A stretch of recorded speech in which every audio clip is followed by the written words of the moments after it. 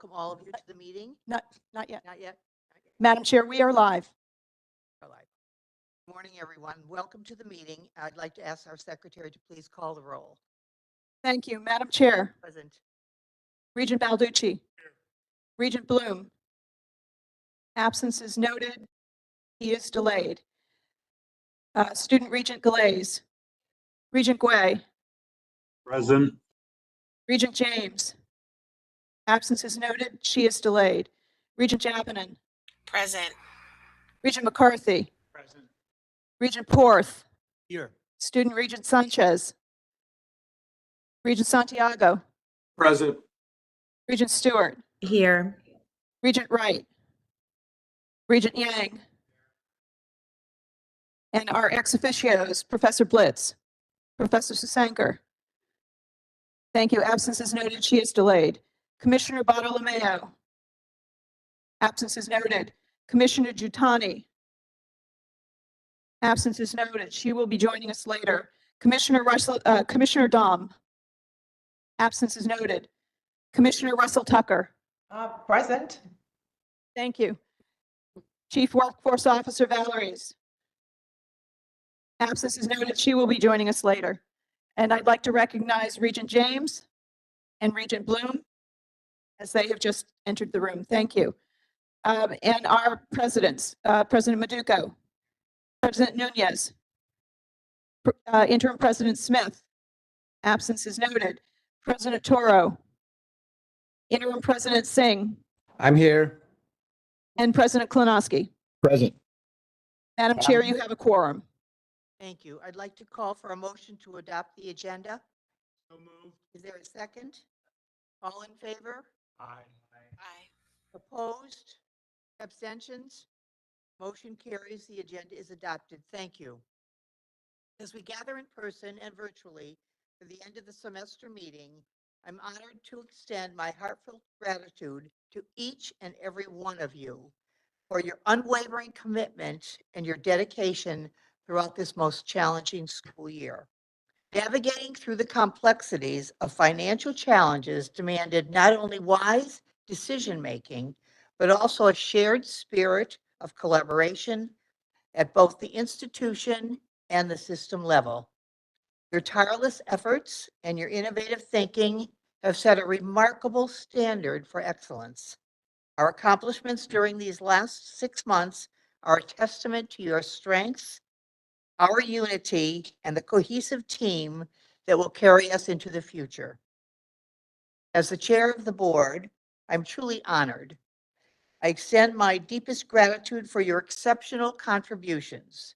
Together, we have not only faced challenges, but transformed them into opportunities for growth and resilience. Thank you for your unwavering commitment and your exemplary service. May this season bring you joy and well-deserved rest and relaxation and time to cherish your loved ones. Now to Chancellor Chang for your comments. Thank you, Chair Ryan. Appreciate the time.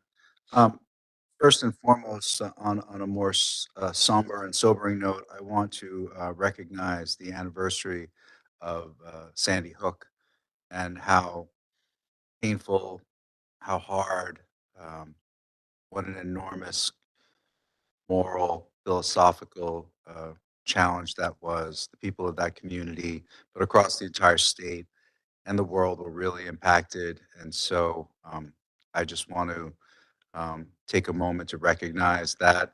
And I do think some really incredible work, positive things were born from that enormous tragedy.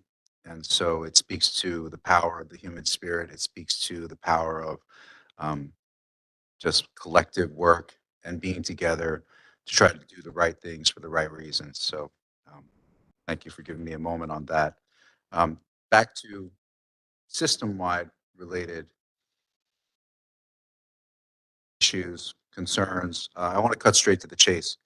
So first and foremost, I want to say thanks to everyone in the CSU community, faculty, staff, the administration, and most importantly, our students. I know we have several students here today to address the board in public forum. Thank you for making the time. Our students who I hope you did well in your finals, and I appreciate you being engaged to be here to address the board. It's been a hard year. It's been overshadowed by tension, pressure related to the system-wide financial situation.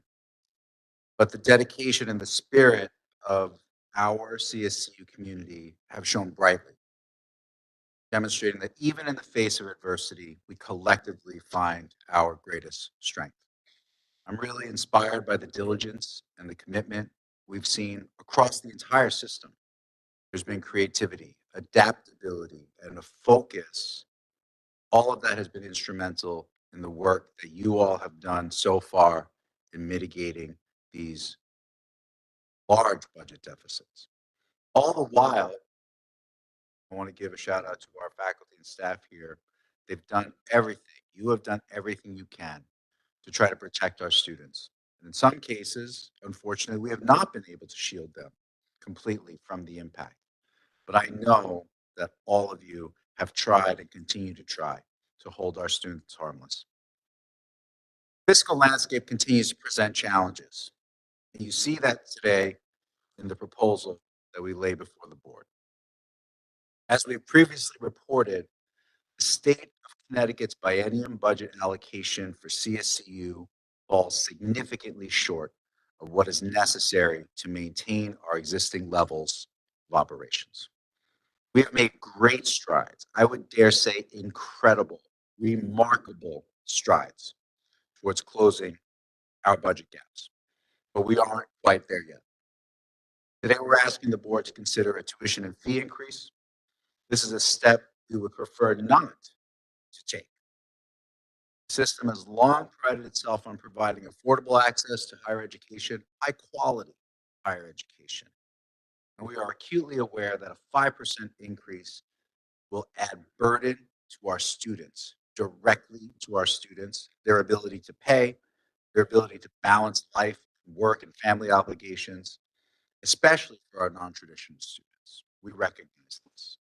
We will continue to lobby state leaders intensely, consistently for the funding we need to address the system shortfall, hopefully mitigate any tuition and fee increase. Look forward to working with the support of the board, with our faculty and staff partners, and of course, our 6 institutional presidents who lead their institutions, their faculty, their staff, and their students every single day. In that vein, I want to thank our union leaders who continue to advocate fiercely and publicly on our behalf. Seth Freeman, president of the 4Cs, was interviewed recently, gave thoughtful, balanced, effective remarks on behalf of faculty, staff, and students. All of our union leaders and members are out there pushing to get what our people need and deserve. We may not come at things from the same angle all the time. We certainly don't agree all the time, but we all want good things for our institutions. Together, we will do everything we can to not only survive, but to stabilize and eventually thrive. It will be a long, hard road, but that is the goal, and I know we can get there. Even in these challenging times, it's important for us to recognize there are still great things happening across our system at every single one of our campuses. We met with legislators yesterday at one of the CT State's campuses, and in short, they were absorbed and impressed by the work and our impact on students and community. We agree that even in tough times, as we continue to grow, adapt, change, and evolve, we have to tell the real-time stories of the good that we are doing, the good that you are doing. So here's just a small sampling of this good. On November 28th, CT State Community College signed an articulation agreement with Morehouse College in Atlanta, the only all-male African-American college in the United States and one of the most prestigious historically Black colleges in the country. Through the updated partnership, which was originally initiated through CT State Capitol Campus, admission is guaranteed to Morehouse's traditional and online programs for male CT State students who meet the criteria and have earned a minimum GPA of 2.7 and an associate degree through CT State. Students who transfer with an associate degree and all credits in good standing will enter Morehouse College with junior status. Kudos to President Maduco and his whole team for being able to create that bridge, to create that pipeline, advancing opportunities for our students. And I hope this will serve as a model for us across CSCU. CT State students are great.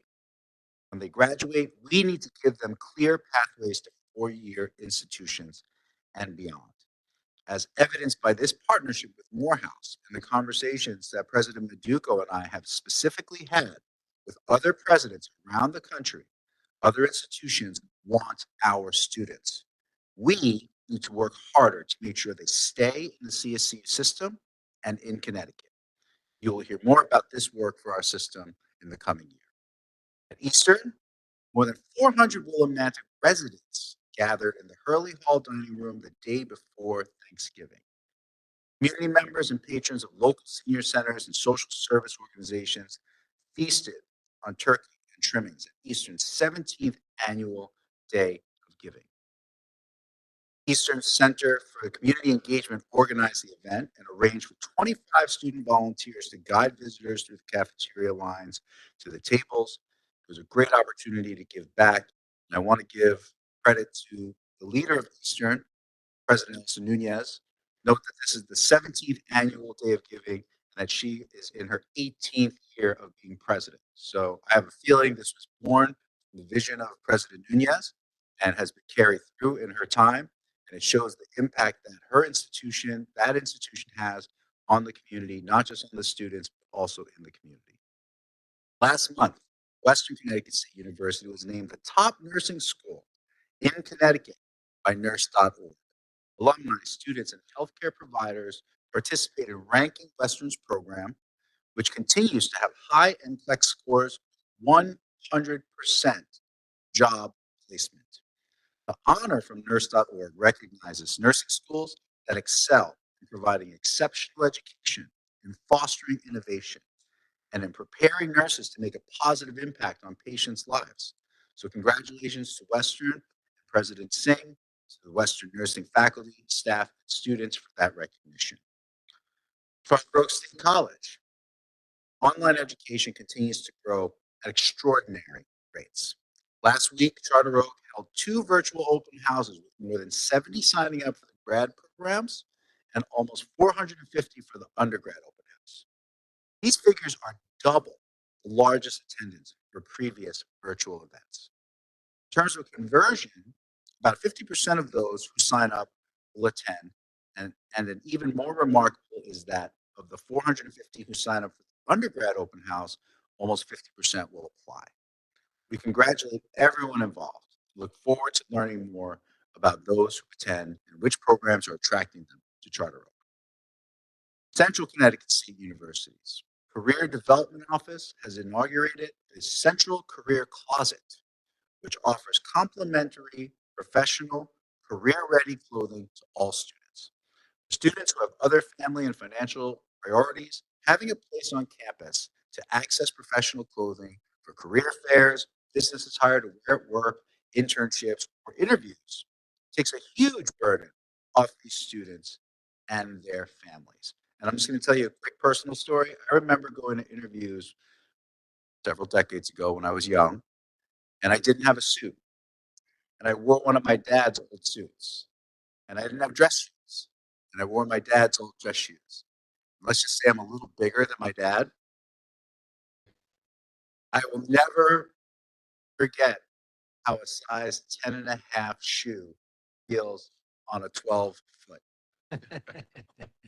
And so any chance we have to make sure our students feel good and comfortable when they go into those environments, I resonate.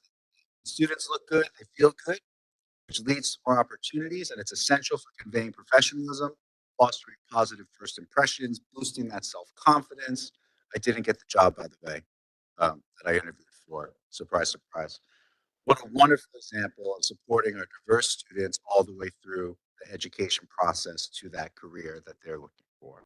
Finally, last but not least, from Southern Connecticut State University, in the most recent fiscal year, FY23, the university's faculty and staff excelled in obtaining extramural funding, amassing an impressive 11.64 million from various sources, marking the largest fiscal year funding cohort in Southern's history. In addition to this accomplishment, Southern currently has approximately 4 million in pending fund awards, awaiting sponsor decisions, promising even greater prospects for the institution. Some of the grants this year that were awarded to support holistic student mental health and well-being, to provide adapted sports programming to veterans with disabilities, to strengthen the pipeline into STEM manufacturing for students. And Southern received a monumental 3.19 million grant to enhance the recruitment, retention, persistence, and graduation rates of students underrepresented in STEM fields. So, as we usher in the new year, let's carry forward this spirit of optimism and determination. I believe in the strength of our community to not only navigate our current fiscal challenges, but also to emerge even stronger. So thank you for your continued hard work, dedication, your commitment to CSCU. I wish you all a rejuvenating holiday season, happiness, health, prosperity in 2024, and a new year filled with possibilities. Thank you, Chair Ryan. Thank you, Chancellor Chang, and we thank you for your leadership because, it's top down, sometimes bottom up, but the leadership starts at the top, and we really appreciate your leadership. I'll now ask Pam Helene to manage the public comment portion of the meeting. Thank you, Pam. Thank you, Madam Chair. Our first presenter, we have two virtual presenters for public comment. We'll do those two first, and then we will allow our in-person students here as well as Seth to do the public comment in person. So if you'll hold on a second, our first presenter, hold on. I need to read. In addition to our 11 presenters today, we've received one letter from the public, which has been forwarded to the Regents in advance of this meeting. And in accordance with Freedom of Information Act guidelines, the communication was posted on the CSCU website immediately prior to the meeting start time. And with that precursor, our first student presenter is Naya Blizzard, Ireland. Naya, if you could check your audio and your video. Hello, can you hear me? I can hear you. Can you check your video for me, please? Yes. Sorry. There we go. Perfect. Thank you. You have your 3 minutes. Thank you. You may Hello. begin. My name is Naya Blizzard, Ireland. I'm a senior sociology major at Central Connecticut State University. I'm here today to discuss my disappointment in the Board of Regents for a 5% tuition increase and how it will negatively impact the CSU system as a whole, but more importantly, the students. I came to Central as a student ready and eager to learn, to indulge in a community that fostered safety, opportunities, and comfort. I came to Central because I knew I would not have to worry about accumulating a large amount of debt that I would probably never be able to pay off. I was pushed out of my private institution that offered me a large amount of first-time grants and scholarships that I had not known would not last until my senior year. At Central, I was given a second chance to be a student again. As a student of color who comes from a lower income background and attended lower income K-12 schools, I know what it is like to be given less, but give more. I know what it is like to see my teachers fight to keep themselves in their classrooms afloat, all while drowning in an unsustainable workload. I am scared for my institutions, but more importantly, I am scared for my peers and generations to come.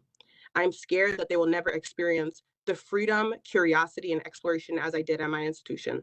At CCSU, I learned how to be a critical and free thinker. To see that opportunity be stripped from potential students is disturbing. As we all know, many of these students are lower income, first generation students of color.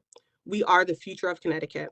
We are going to make Connecticut a better place for all. But how can we possibly do that if we are being forced to pay more for less? How can we possibly do that if we're being priced out? How can you expect us to do that with little support that we have being taken away from us?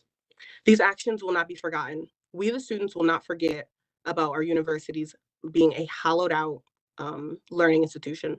We will not forget how our departments were taken from us, and we will not forget that there was once an opportunity for us to be fought for, and no one did. A tuition increase is going to ruin the system and all the universities in it. It is going to push out students who are currently enrolled and become inaccessible for the next students to come. I've spoken in front of many different cameras, many different protests, and to many different politicians, and nothing has happened. I'm tired of being disappointed. I am tired of working so hard to see little to no change, and I'm tired of being shown time and time again my peers and I do not matter. Thank you.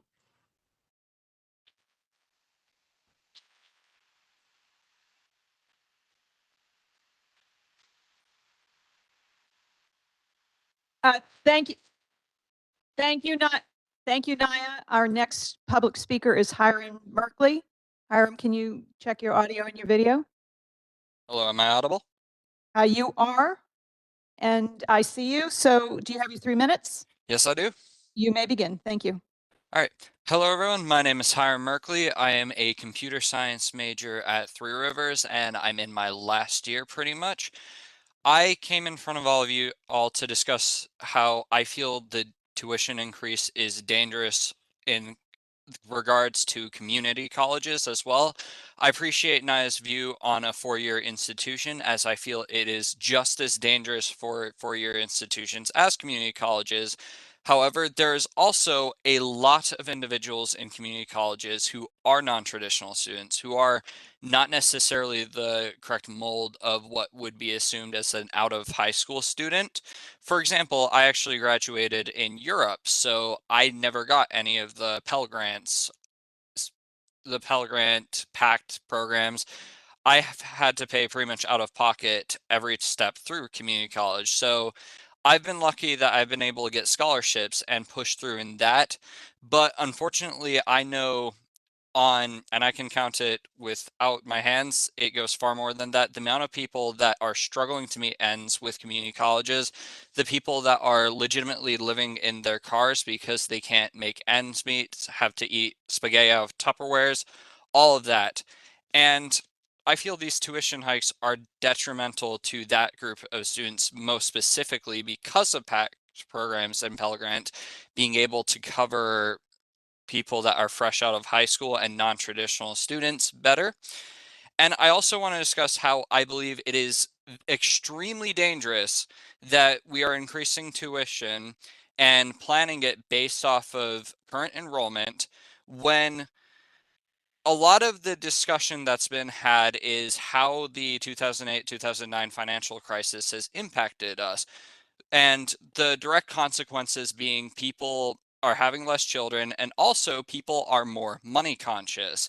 So if you're increasing in tuition in the face of decreased enrollment, you are going to lose enrollment. The people that are struggling to make ends meet are going to drop out and you're going to have less people.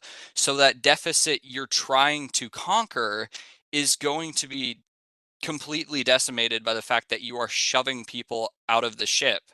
Like we're going through dire straits right now, and instead of trying to build the floorboards, we're throwing people off the ship. And I believe it's dangerous to continue that path because when does it stop? If we do well, what happens then if there's decreased morale? There's a lot of problems I feel are with it, and I thank you for your time. Thank you, Hiram.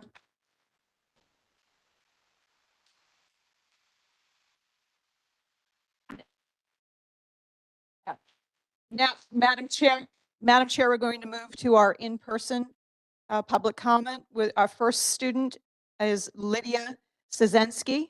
Did I say that correctly? Szynski. You get your 3 minutes. I do. You may begin. Thank you. Good morning. My name is Lydia Szynski, and I am a senior at Southern Connecticut State University, majoring in English with a minor in Arts Administration and Cultural Advocacy. I am a non-traditional student. In fact, I'm about to turn 34 years old. The number of traditional students, 18 to 22 years old, is trending downwards, while the number of non-traditional students like me is trending upwards. Most of them don't have families paying their tuition or supporting them financially. I don't. We're doing it all ourselves. I must show up to class, do all my assignments, while paying my share of the rent and utilities. I have a roommate since there's not a single apartment in the state I can afford on my own. I'm taking out student loans to cover the tuition costs. Tuition increases will not only make state schools less affordable for families, but may stop older prospective students in their tracks. Higher education would be nothing but a pipe dream. Why didn't I attend school sooner? There's a reason for that.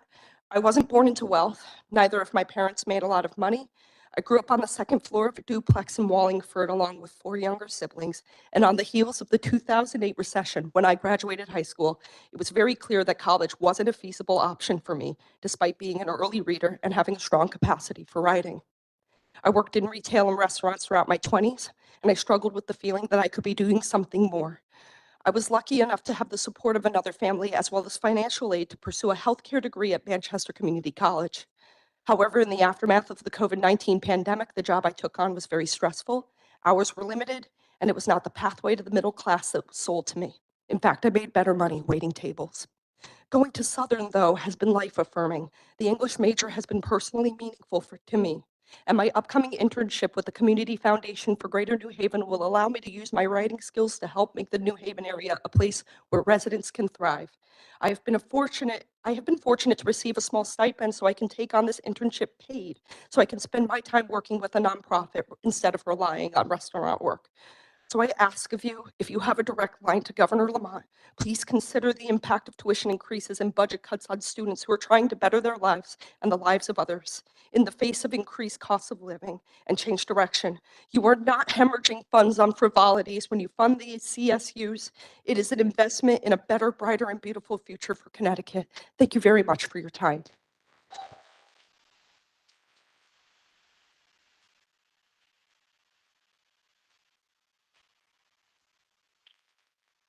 Our next presenter is Xander Tyler. Tyler. You got your 3 minutes? I do. You're all set. You may begin. Good morning, Chancellor Chang, Chair Ryan, CFO Blanchard, and all the members of the board. My name is Xander Tyler.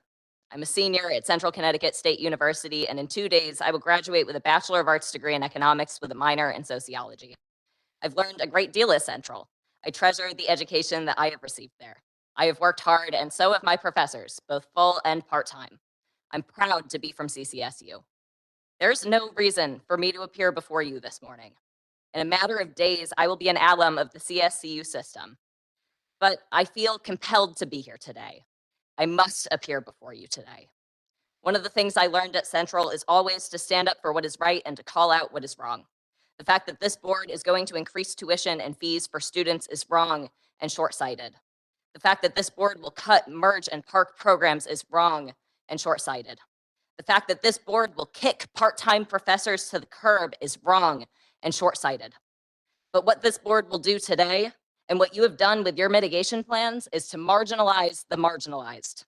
Yes, our country club governor is a mess, and the fiscal thugs of OPM are truly lost. We all need to be clear that Lamont's anemic tax cut and his budget stability are coming at the expense of student futures and experiences. Shame on them. But this board has also failed students. Rather than congratulate yourselves, which you so often do, students at the CSUs and the community colleges deserve so much more. We want a board that fights for underserved students and protects marginalized students. We got neither. Shame on you. What did students get? I recently watched this board in action. Your meetings on November 15th and December 6th were difficult for students to watch. In fact, they were frightening. If this is education leadership, we are in serious trouble. CFO Blanchard uses his time behind the microphone to toss out all the old canards of neoclassical economics, the elasticity of demand, acquisition costs, and net costs. CFO Blanchard shows us all why economics is the dismal science. He should try the Keynesian variety or something a little more heterodox. Dr. Blanchard, I am not a customer. My education is not a commodity. My degree is not a widget. And I'm sorry, but student tuition fees are not a new revenue initiative. Students are not an ATM that this board can go to when its own mismanagement initiatives catch up with it. Shifting the economic burden on students is not the answer, and it can never be the answer. CCSU students deserve more than hearing Regent Yang's recent comments regarding his confusion about our system's fee structure, or Regent Balducci's basically admitting that he really wasn't doing his job in the past. He may be impressed by a new sheriff in town, but students don't exist in an old Clint Eastwood movie. Institutional reserves in this system's rainy day fund. The governor and system mismanagement have made it rain. By refusing to use some of those reserves, you are all responsible for washing away students from different and better futures. Education is progress. This board is about regression. Good luck looking in the mirror. Thank you.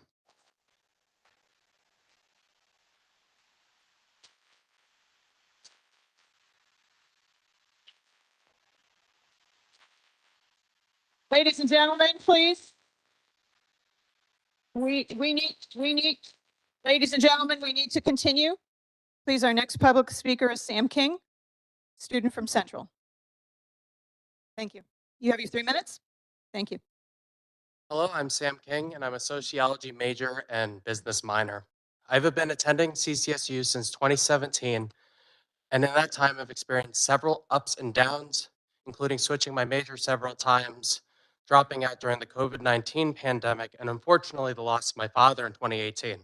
The affordability of CCSU has been a godsend to me and my mother, who have been working diligently to make it through these last couple of years. Through that time, I have experienced only the best support from the teachers who have taught me and the students I have met through my classes, many of whom I hope will be lifelong friends. Despite the overwhelming sense of community, I've watched as the budget has squeezed the life out of my education and cut programs. Since 2017, tuition has blown up at least an additional $1,000, which is making this institution quickly extremely unaffordable, which is deeply unbecoming of an institution built to create an educated population in Connecticut. A 5% increase in tuition only pushes more students out of the narrative and is quickly and very quickly becoming more and more inaccessible. I am unsure if I'm going to be able to afford to finish my education in my last few semesters as money becomes tighter and tighter, and this is not an individual experience I've had, as many people I consider friends and otherwise share the same fear in the upcoming academic year. The lack of funding has neutered the ability of this institution to get anything substantial done. I ask you how creating a college, let alone a whole system of colleges that are cut down and hollowed out husks of their former selves, yet priced at an increasingly high premium, increases the number of students who go here or even desire to enter higher ed in the state of Connecticut. Because both you and I know the math doesn't check out, and what's left of us in higher ed are expected to foot the bill. Thank you. Thank you.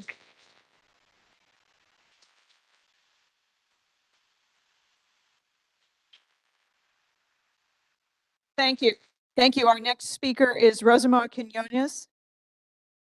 Hope I said that right. Thank you. You got your 3 minutes. You may begin. My name is Rosamar Quinones, and I am a sociology major at CT State Capitol. I am here to say that I strongly oppose the tuition increase for all CSU institutions that ask the board to vote no on the proposed tuition hikes. Tuition hikes and cuts to our college campuses will not only hurt me, but many others as well. Tuition hikes and cuts to services that have been made all year will hurt my performance and my mere existence at the campus. Graduating 2020 from high school and succumbing to the couch surfing during the shutdown, I've aspired to attend college immediately after high school, but it didn't seem plausible because of my given experience. I am now a Job Corps student, and in 2023, I completed my trade to go to college. However, my residence at the program will only last until the next semester's end, and I know because of this, I will face struggle and possibly homelessness. I've been waiting since 2020 for this opportunity, and because of my low income circumstance, increasing tuition will threaten my attendance at college. I know that I'm not an isolated event, and there will be hundreds and thousands like me in Hartford alone. If our state restricts the resources and strains the pre-existing ones, you will put an end to my opportunity and the opportunity of many others. Job Corps gave me a rose-colored glasses description of Capitol, but I came to realize that the programs that were advertised to me were used up, like the apartment aid assistance program or the reduced, like the library hours. I live with 3 other women, and it's difficult for me to travel on the bus anywhere to have adequate space to study. With that, I had to make a decision. 4 weeks ago, I had to quit my job and lose my only source of income because I had to prioritize my time finishing my semester strong. Financial insecurity, again, is not limited to my experience. Over 50% of community college students have admitted to financial barriers. Overall, the cutting of resources for students and limited space and strain on faculty and staff is not encouraging for me to continue. It is wrong, and due to the increasing tuition, I may have to pick survival over the dream of finishing my major. If you vote on a tuition hike, you will be voting for hurting students like me and making my path more difficult. If you vote on a tuition hike, you will vote on me dropping out. Please vote on tuition hikes. I yield my time. Thank you.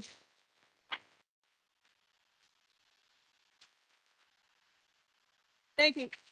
Our next, I'm not sure our next presenter is here. Is Gordon? Gordon, you're up next. You have your 3 minutes. Great. And you may begin.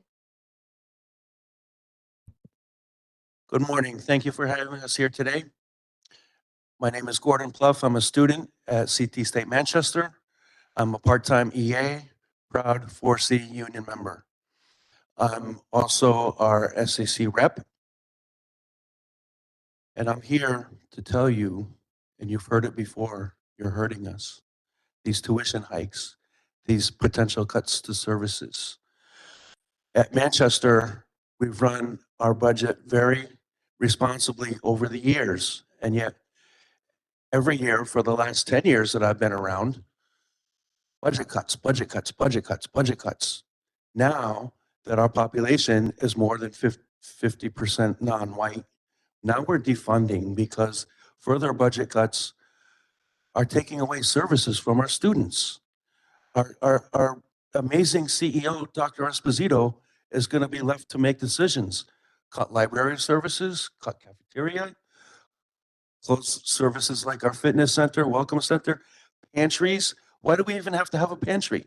When I was called upon to build our pantry, I made the best college campus food pantry in the country, in the state of Connecticut. We're so wealthy, but we have that. I'm also against tuition hikes. I'm self-pay. I don't have the resources that you all talk about. The PACT, the Pell, all that. I have none of that. I'm self-pay. There are times when it feels like it would be easier to go back to my criminal life in the street than to stay a student and become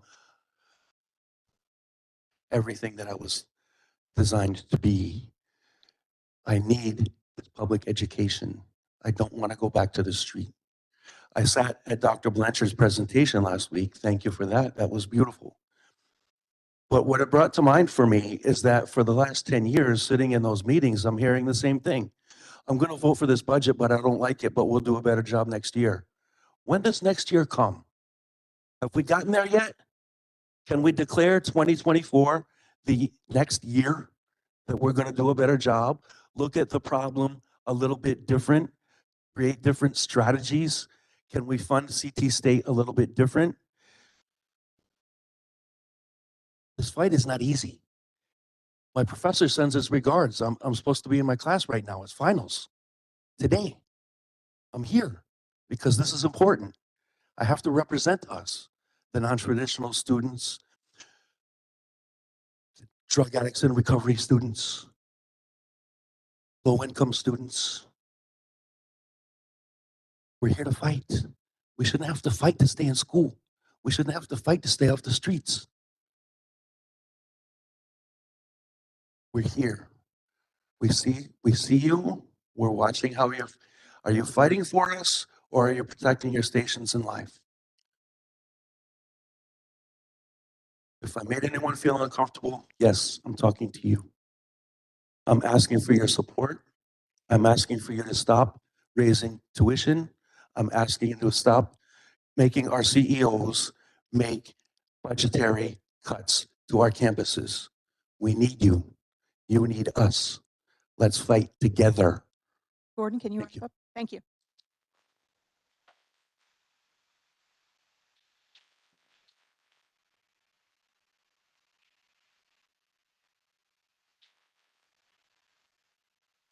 And thank you. Can we move on?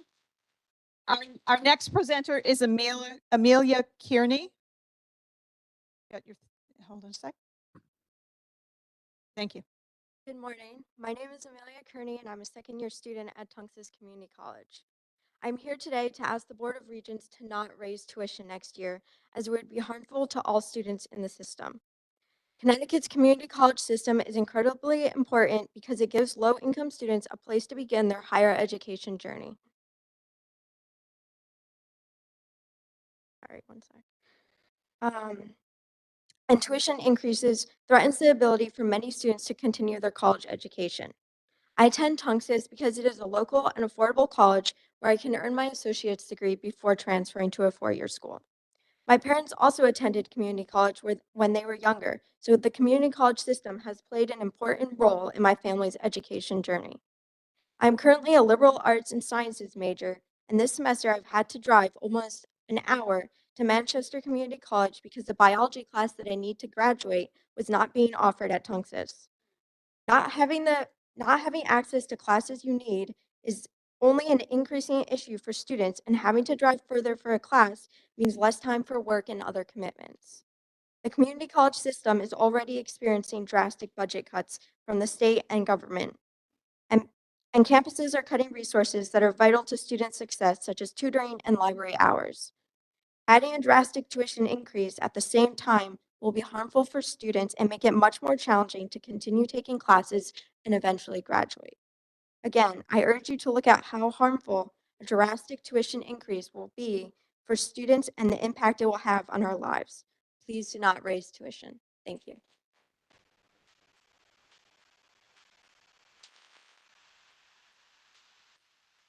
Thank you. Thank you. Our next presenter is Stephanie DeLeon. Very prepared with her 3 minutes. You may begin. Thank you for this opportunity to stand in front of you all today. My name is Stephanie DeLeon. I am a student at CT State Gateway Community College, and I'm here to say that I strongly stand against the tuition increases for all CSCU institutions, and I ask the board to vote no on the proposed hike in tuition hikes. Gateway Community College is not just an institution for me and my student body. It's my home. It's my sanctuary. And I learned to embrace my culture and my pride and believe that people like me are worthy enough to be in higher education. But recently, I feel very discouraged because of the recent outcomes that you guys have been creating. As a first generation immigrant student here in America, I've witnessed the transformative powers that community colleges in general have done for us. That the support that they give to the minority student body is unique, and it's our lifeline by offering accessible academic opportunities in a safe environment where we can freely express ourselves. Community colleges is our last chance of hope for most of us due to a lot of financial burdens that we're forced to sacrifice our dreams for. And we're not allowed to make wishes due to the overwhelming responsibilities that we have to deal with our personal lives. But community colleges help us believe in ourselves once more. And with the recent budget cuts, you're destroying your dreams. You're destroying our futures. You're destroying the next generation of our youth. Your actions here today will shape the future of countless Connecticut students for years to come. By choosing to vote against tuition increases, you're declaring your commitment to accessibility, equality, and the belief that everyone and anyone is worthy enough for higher education. In conclusion, I urge the board to stand and recognize the importance of community colleges and reject the notion of crushing the future of CT State students. Thank you.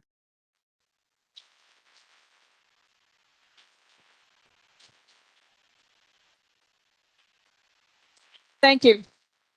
Our next speaker is Elias Natal, also from CT State Gateway. You have your 3 minutes. You may begin. Hi there. My name is Elias Nassau, and I'm a student of CT State Gateway Community College. And I'm here to say that I strongly stand against the tuition increase for all CSCU students. I asked the board to vote that no. I vote against, sorry, I'm just gonna say what I actually think.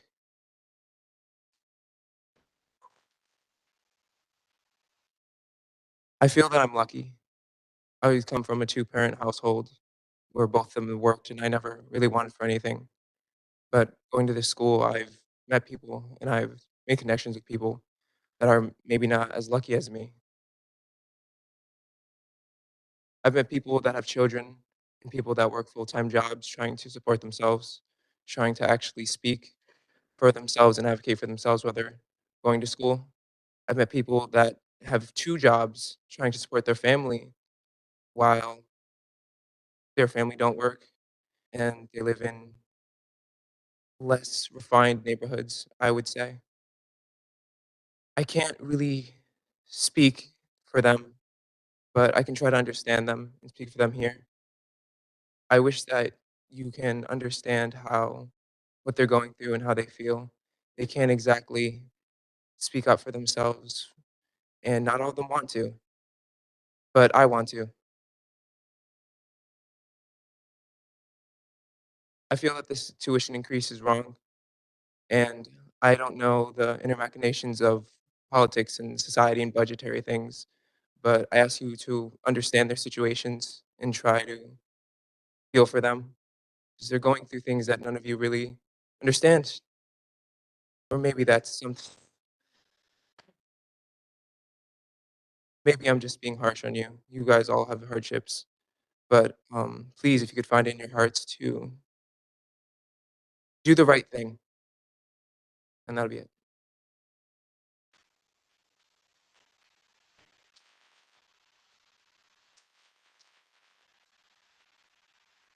And our final public speaker is Seth Freeman, President of Four Cs. Thank you, Pam. You're So this is not to David and Kalina and the student regents. Lamont First, Useful Idiot, Board of Regents. Our union is here again to express our outright disgust at this board. Today, this board continues your ritual sacrifice. Last month, this room was full of managers dressed in their finest garb, celebrating the disgusting and pathetic deficit mitigation plan. Last month, one manager after another tripped over themselves to the podium, showing who could cut the most, who could sacrifice their workforce the most. President Majuco clearly won that award. He preened at all the workers Connecticut State is willing to sacrifice. All the regions celebrated President Majuco for his attack on his workforce. Last month was, of course, disgusting. This board demonstrated your fealty to Ned Lamont. I'm sure Ned reached out to each and every one of you after the meeting, gave you a nice pat on the head. But today, Board of Regents, today is even an uglier sacrifice. Today is even more raw, more clear, more personal. In the blood ritual today, you draw the blood and sacrifice our students directly. Today, you draw blood from our students to serve Ned Lamont and his manufactured austerity budget. Today, you draw blood from our students to serve racialized austerity. Today, you draw blood from our working class Black and brown students because Ned Lamont says it's sacrifice time. Soon after I'm done speaking, Chair Ryan will hand out the rubber stamps. Like so many times before, your rubber stamp tuition increases because that's who you are. You know our low-income working class students will be hurt. You know raising tuition will make public higher education less accessible. You know by raising tuition you are hurting social mobility, hurting income equality, hurting racial equality. You know all of this. So why, as well-meaning people, are you doing this? Because you do not serve our students, you serve Ned Lamont. And before Ned, you served Dan Malloy. That's why. God forbid, the millionaires and billionaires in our state sacrifice.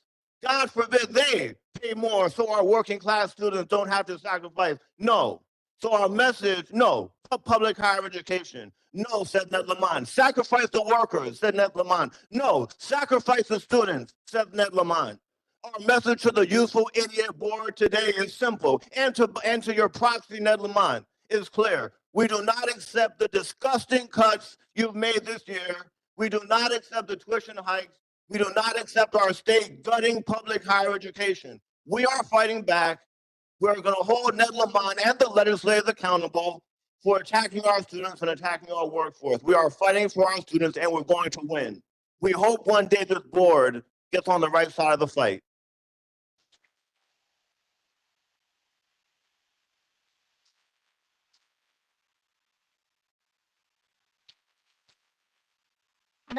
Madam Chair, thank you. Thank you. Madam Chair, that concludes public comment. Thank you.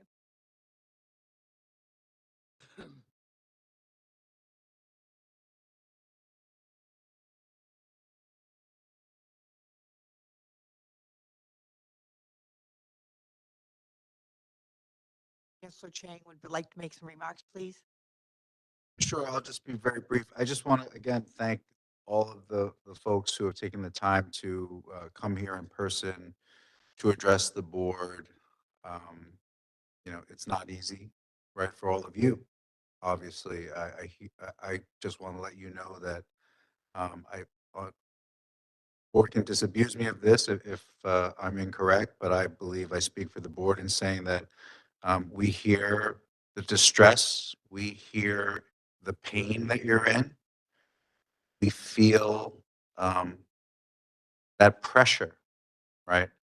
The only thing I'll say is, having known my own lived experience and the teams that we work with, you know, we probably understand some of your journeys a little more than you might recognize, but it's not about us, right? It's about you, and we recognize that. We're not just listening; we do hear you. We're doing the best that we can. That may not be good enough for you and for all of us, but I can tell you sincerely that we go to battle every day for our students, for our faculty, for our staff. We have some wins here and there. We have losses as well, but we'll always be fighting for you, whether you see it or not. We're always going to fight for you. Thanks, Madam Chair. Thank you, Chancellor Chang. I'd like to now call for a motion to approve the minutes from the October 19th board meeting. So moved. Is there a second? A second. Are there any changes or corrections? If none, we will call the vote. All in favor? Aye. Any opposed? Any abstentions? The motion carries. The October 19th minutes are approved. Next, we have the approval of the consent agenda. I'd like to call for a motion to approve the consent agenda. Moved. Is there a second? Second. All in favor? Aye. Opposed? Abstentions? Consent agenda is approved. Next, we'll call on the committee chairs for their reports. First, I'd like to call on Ira Bloom, the chair, the chair of the Academic and Student Affairs Committee. Thank you, Madam Chair. The committee met on December 1st. Present, in addition to me, were Regents McCarthy, James, Porth, and Professor Sasanker.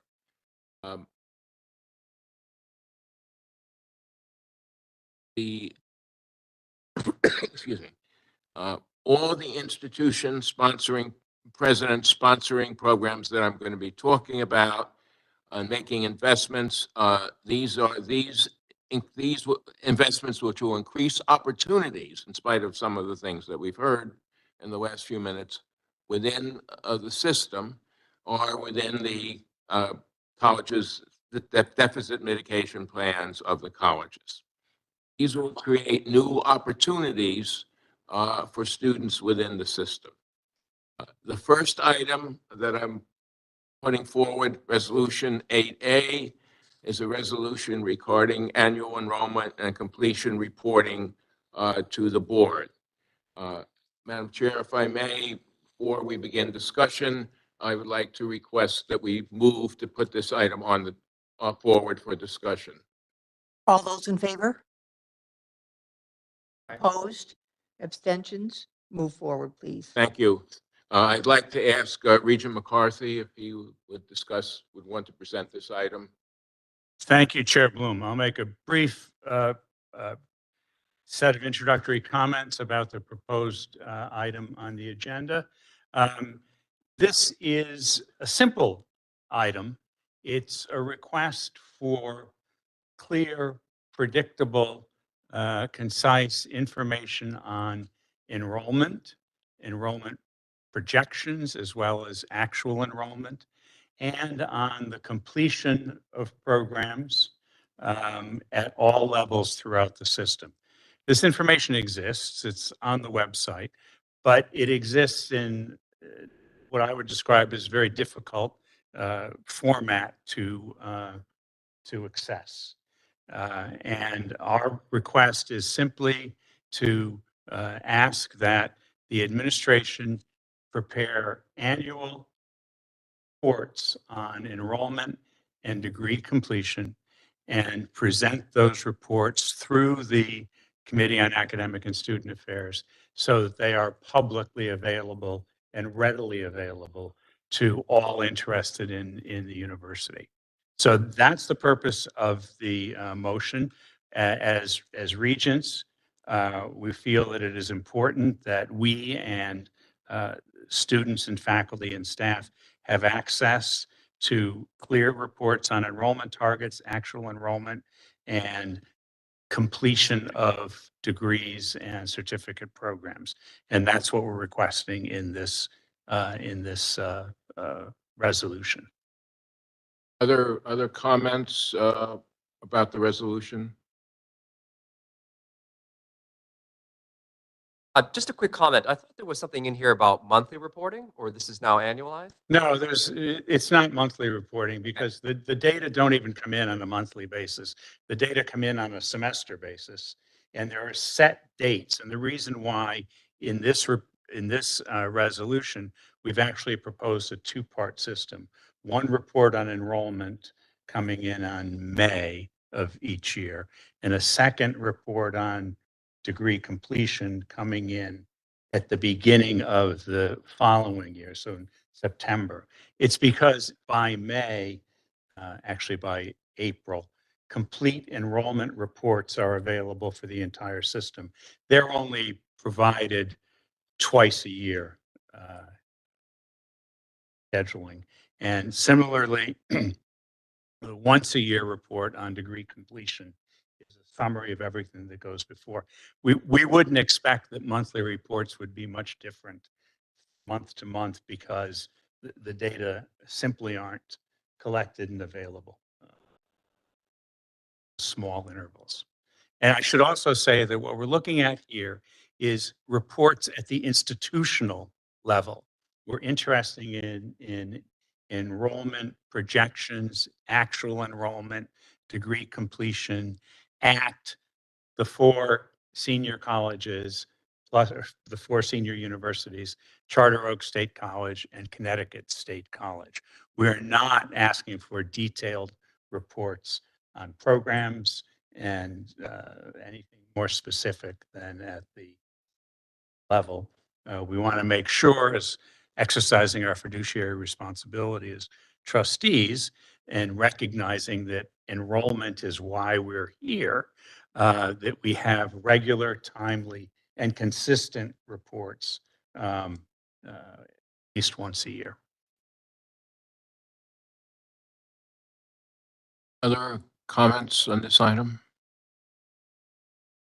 And I would finally say we wanted this on the record, and we want these reports on the record because we do think it's important that such reports be provided on a consistent and predictable.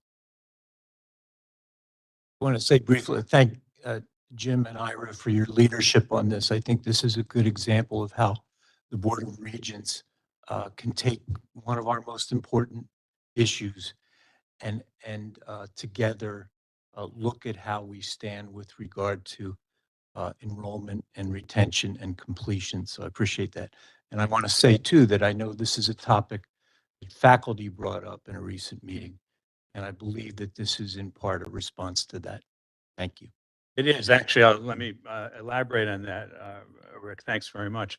It was actually at a presentation earlier, joint FAC board meeting, when there were a number of reports that the FAC members prepared and made available to the board, some of which were very useful, and so much so that we wanted to make sure we incorporated them in,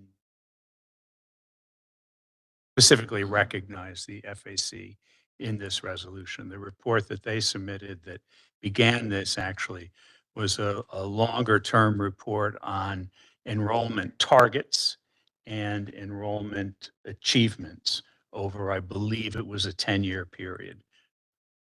What we'd like to see is a set of reports through which those kinds of summary measures could be made by anyone who wanted to look at them, rather than by somebody who had the specific skills and expertise managing data sets to get at them.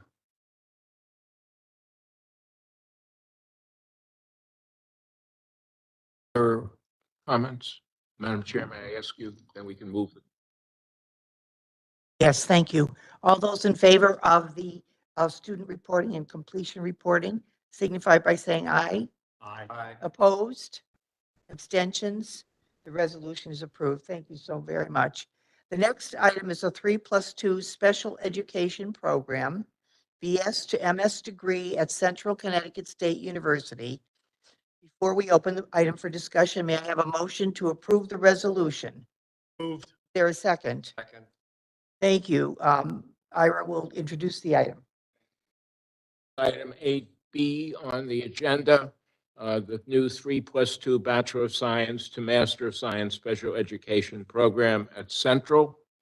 The 3+2 Special Education Program focuses on certifying teachers in an area in which the state and most other states have faced a shortage of qualified teachers.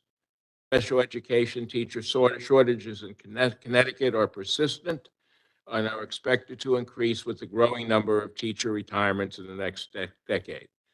National estimates conservatively forecast a need for 316,000 new such teachers annually. The program is designed to provide strong interdisciplinary content-specific preparation, which is often lacking in special education teacher preparation programs. This aspect, coupled with an early and comprehensive approach to practice-based preparation, will ensure candidates will be well prepared to meet the needs of K-12 schools. This program includes all the necessary coursework to fulfill state certification requirements, as well as providing candidates with the necessary knowledge, skills, and dispositions to be learner-ready on day one. And I just want to emphasize this is a 3+2 program, meaning the students be through both the baccalaureate and the master's program in a 5-year period. I believe that Commissioner Russell Tucker is present virtually. I am. Thank you very much. I hope you can hear me okay. Very well, thank you. Okay, awesome. So thank you. Just wanted to say hello to everyone. Greetings to Chair Ryan, Chancellor Chang, and all board regents present. I wanted to, from the K-12 space, just to provide brief commentary, really to augment what was just said, specifically about our shortage areas. The department continues to address the educator shortage, staffing shortage by implementing various initiatives and programs. We did a survey of our districts in March of 2023, and we did another survey in August. And unfortunately, when we look at special education, a greater proportion of our public school district vacancies is now in special education. In March, we had a 26% vacancy when we did the survey. It's now up to 35%, so certainly not trending in the right direction. We also, back in August of 2022, launched what we call the Connecticut Special Education Employment System, which is a national recruitment resource designed to help special education entities recruit candidates into the field.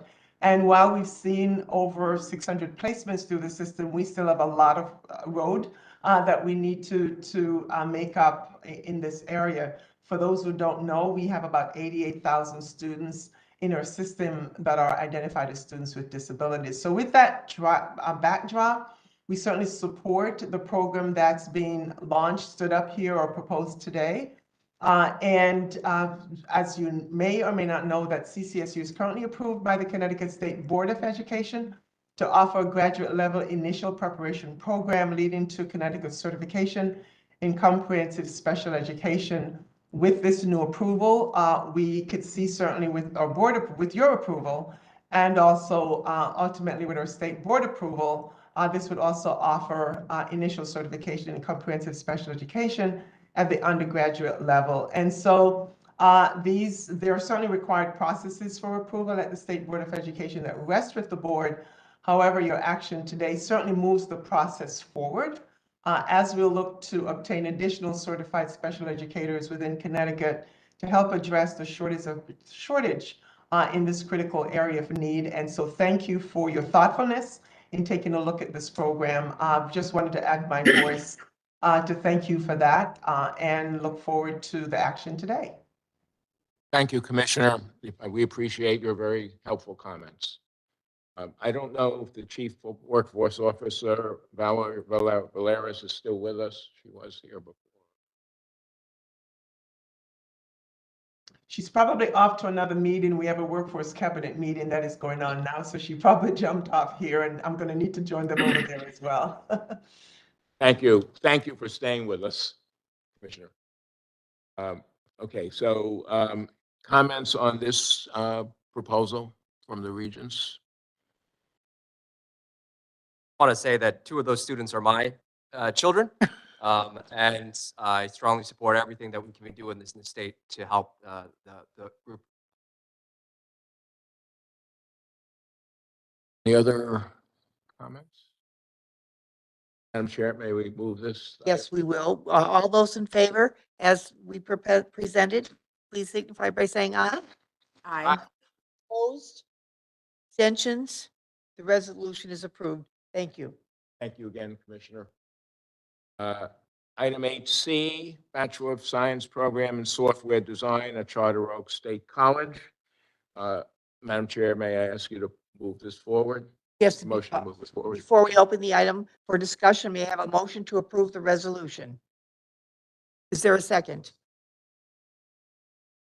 Thank you. This program will be the only online software development program within the CSCU system. Currently, there are 565 students in computer science and the computer science TAP pathway, and several hundred more in non-TAP computer associate programs. Furthermore, the Charter Oak General Studies Information System Studies concentration has high potential to enroll many more students with a separate concentration with clearly defined major tied to jobs and industry certifications. This concentration has 28 students currently enrolled, indicating a clear demand for Charter Oak to invest in this expanding pathway. Like a very on time, on topic proposal. Martha, you had something you wanted to add. The other point was the comment on this is part of a group of stackable credentials, so the students can move forward and advance in this area. Any other questions, comments about this program? Thank you. None, Madam Chair, may I ask? Yes, thank you. All those in favor? Aye. Opposed? Abstentions? Resolution is approved. Thank you. The final item coming from the committee is Central State University's College of Health and Rehabilitative Sciences. Item 8D on the agenda. Can we move this forward for discussion? Yes, is there a motion? Is there a second? Thank you. All in favor? Opposed? Abstentions? We'll move forward.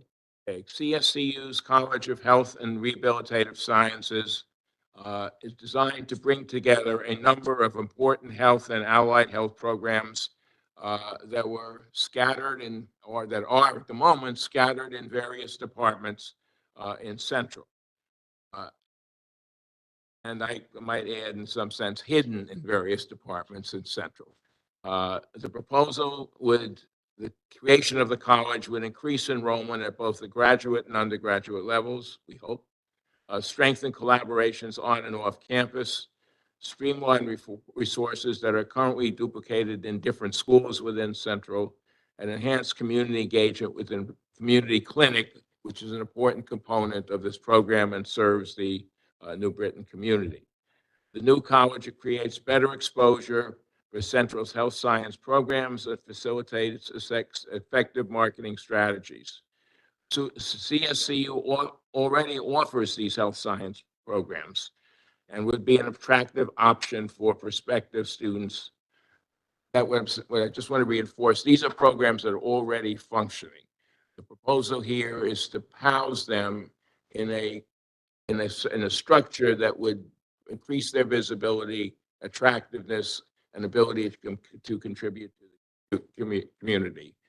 They are, however, currently housed in a structure, as I said before, one could say does not highlight them, but I would describe and say hides these programs as they are distributed in different schools and or departments. A very good example of this is Central's Doctor of Nurse Anesthesia Practice program, a very important program and one of the relatively few doctoral programs that we have in our system. Is housed in the biology department, which is within the School of Engineering, Science, and Technology at Central, while the BSN, RN to BSN, and MSN nursing cousins programs, I would call them cousins to the other program, are housed in the nursing within the School of Education and Professional Studies. Just from my own experience, having worked with nursing programs in past incarnations, this doesn't make any sense. The nursing program should be in the same college within Central structure. Creating a school focused on health and rehabilitative sciences. Another innovation that comes with this school, the emphasis on rehabilitative sciences, allows CSU to cast a wider net when recruiting students and become more central to the health activities in the area. CCSU would be able to attract a broader audience rather than marketing individual programs. The strategy aligns with Central enrollment goals and outlined in their strategic plan.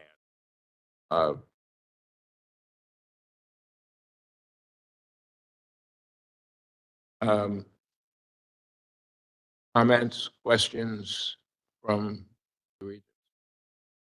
I believe, is there a commissioner online who would like to speak to this? Yeah, the No. commissioner who was, I believe Commissioner Giordani has not made an appearance, if I'm correct. And Chief Workforce Officer Bell Harris has left for a meeting. So do we know, those are the only two outside. Oh, I'm sorry, I didn't see that. Aaron, Board, Aaron Stewart, please, do you have something to offer?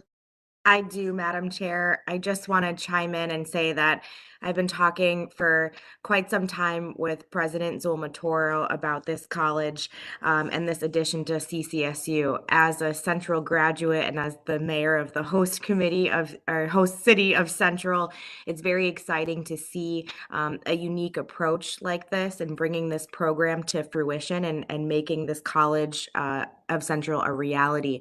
The city of New Britain is home to the Hospital of Central Connecticut. We're also home to the Hospital of Special Care. That is going to, in and of itself, provide a great pipeline for our students that will be close by for being able to do lots of learning hours and with a short drive time that's not far away. Just really thrilled to see this happening and happy to be here to support it as a regent too. Thank you. Thank you, Regent Stewart. We concur. Thank you both as mayor and as a fellow regent. Okay, any other comments about this proposal? Madam Chair? Yes, seeing none, we will vote. All those in favor? Aye. Opposed? Abstention? The resolution is approved. Thank you so much for your hard work. I know how many hours you and your committee Thank you, spent Madam on Chair. this, so Thank we you. appreciate it. Thank I you. want to thank my fellow committee members who have been active Wonderful. part in this. We're very fortunate. The audit committee, our chair is here, but there is no report from that committee. Our finance and infrastructure committee, they haven't been busy at all, but I think maybe Richard Balducci, chair of that committee, would like to make a presentation. Thank you, Madam Chairman. I listened to the responses from students out here today. And it was interesting that we had seniors who were leaving commenting, which I thought was interesting and well done. Don't agree with many of the comments that were made by some of them. I do agree with several of them. It's not an easy task, and I know you can sit there and say that, but if anybody would like to take this job and bring it forth, you're certainly welcome to it. In the years I've served in politics, I've never had a good year where I said, we've got money, let's spend it. Let's spend it on this program. Let's give tuition breaks to all of our students, help pay for food and room and board, etc. Never had that kind of an opportunity. Trying to make this work is what we're here to do. And I appreciate the comments that were made by the students. Believe it or not, they touch home for me. I've got a couple of grandsons at Central who are not happy with their grandfather today because of the kinds of things we have to do. And it would be wonderful maybe to say, yes, I support the position you take on not raising tuition. But if we're going to keep programs moving forward, we're going to try and keep those students there so that they can graduate, whether it be from the community college level or the universities. You've got to take a step, and you can say you've done it in the past, and we have. We've lost dollars. Let me begin by going into what I'm supposed to be saying, and that is, the Finance Committee met on the 6th, last Wednesday, and we adopted the resolution brought forth on tuition increases of 5%.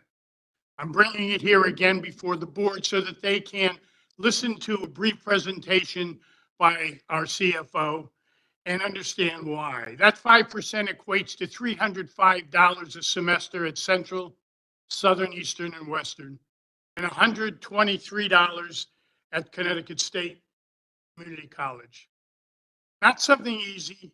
Doesn't sound like big dollars, but listening to some of the folks out there and what they have to do to raise those dollars is understandable. And I appreciate your comments, each one of you who gave them. We ended up with a $140 million deficit. We've reduced that down to $47 million, of which 41 belongs to the Connecticut State Community College and $6 million belongs to Western Connecticut State University. We've got ourselves, I think, close to being out of a real serious jam. We're going to take approximately $30 million in new revenues. 20 million of that comes from tuition increases, which we're here to discuss today. There are all kinds of reasons for the deficit. The state, I think, will be looking at trying to help us in the future, but they changed the way fringe benefits are paid, which is a real additional cost of, I believe it's $80 million to us, which gets passed on to the students through tuition increases. We are going to have a brief presentation, as I said, from our CFO, and so I won't belabor it any longer. What I'd like to do is turn that over to Lloyd. If you would pick up from there, Lloyd, and go through this briefly, I would appreciate it. The board would appreciate it, and I'm certain the folks out there listening may not appreciate it, but would help understand a little bit better as to where we are. Thank you, Chair Balducci. Good morning, everyone. Madam Chair, Chancellor Chang, regents, and guests. First of all, I'd like to express my own appreciation for our students, for their comments, for their persistence in their education, and for their advocacy. You are truly the reason we are here. And I must say, I think I speak for all at this table, that we are so very proud of you. However, we get our revenue from essentially two sources, from the state and from the students. And as Chair Balducci said, uh, when the state makes different decisions about our funding, we have little choice but to go to the other source. So let me uh, undertake this unenviable task of proposing the increases and showing you how we got here. So this slide here shows a slide that we've shown before. This is a familiar slide that on the right-hand side shows the FY25 projected deficit of $140 million and how that deficit is distributed across our institutions. How did we get here? As Chairman Balducci said, there are a lot of reasons that explain how we got here, but let me enumerate. First reason is just to sustain enrollment declines. We've seen these enrollment declines for a long time now, and they certainly impact the second reason. With declining enrollments, we face declining tuition and fee revenues. The third reason is obvious. We all went through a difficult time with the pandemic, and even though there were one-time funds provided to help us through the pandemic, those one-time funds ultimately went away. And it's because those one-time funds, the state used some of those one-time funds to help us cover recurring costs. By taking those dollars away, they don't take the recurring costs away. So those recurring costs help contribute to our deficit. Fourth and fifth reasons you'll see, and I'll explain a little further.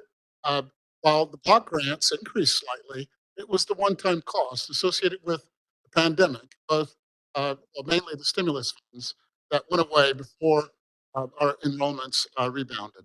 And finally, fringe costs. We do face some of the highest fringe costs in the nation, and the state asks public higher education to bear a fair amount of those costs. Here is a slide that shows the changes in state appropriations and state support. The top part of the slide shows state appropriations, and you can see in the middle that state appropriations have increased by a mere $11 million. So that was about a 3% increase. That's the argument that the state makes. However, if you look at the bottom, you'll see that we lost $116 million just from the temporary support provided from the one-time funds. Early in the pandemic, those funds were coronavirus support funds. Later in the pandemic, it was these one-time funds were stimulus funds, ARPA funds. So when you see this $147 million go down to $48.8 million, a $99 million decline, that is a big reason why we are where we are. Fringe costs are also quite expensive. This chart shows the total of fringe costs that are borne by the state of Connecticut for the employees of CSCU. The gray bars is the portion of fringe costs that are the retirement costs, the state retirement costs. The orange bars are the part of fringe costs that are the non-retirement costs, the healthcare costs, FICA costs, Social Security, etc. And the green bars show the amount of those costs, those fringe costs, that CSCU pays using tuition dollars. And you can see in FY24, the last two bars on the right, uh, the last two bars show that we pay $129 million in fringe costs in the current fiscal year. And next fiscal year, FY25, where we face the large $140 million deficit, we will be paying $136 million of those fringe costs. You'll see from FY23 to FY24, in FY23, we paid $54 million. In FY24, we pay, as I said, $129 million. That's a $75 million change in how much we pay for fringe costs. This is a change that was imposed on us by the state and further contributes to our difficulty in our budget. So a few weeks ago, we presented to this board a mitigation plan that provides a balanced path forward for public higher education in the state. And we have the idea of a balanced path is that we will use revenues, expenditure reductions, and cash reserves to help mitigate this extremely large deficit. You'll see in the table that in FY25, of that $140 million deficit, we have a plan to mitigate $106 million of it. That is a substantial effort to address a very difficult gap imposed on us by the state. You'll see number 2 in that table shows in FY25 we're expecting to raise $29.8 million in new revenues. 20 million of those new revenues we are proposing to come from tuition and fee increases. You'll also see that we're not only relying on the new revenues, but we're relying even more heavily on reduced expenditures. You'll see in FY25, we are planning $48.6 million in expenditure reductions. And finally, using cash reserves helps us get to that $106 million deficit mitigation plan. However, it's not enough. $100 million mitigation plan is not enough to achieve the sizable deficits that we are facing brought on by the reductions in state appropriations and the change in the way we cover French costs. So we are proposing to this board a 5% increase, which would apply to tuition rates across the system and to the mandatory fees. The mandatory fees include the university, for universities, it includes the university, the university general fee and the university fee. And for the college, for CT State College, it'll implicate tuition and their services fee. But you see that we are proposing for the state universities a tuition increase of $334.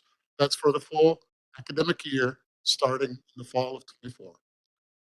We are also proposing for students of our state universities an increase of $276 in their mandatory fees.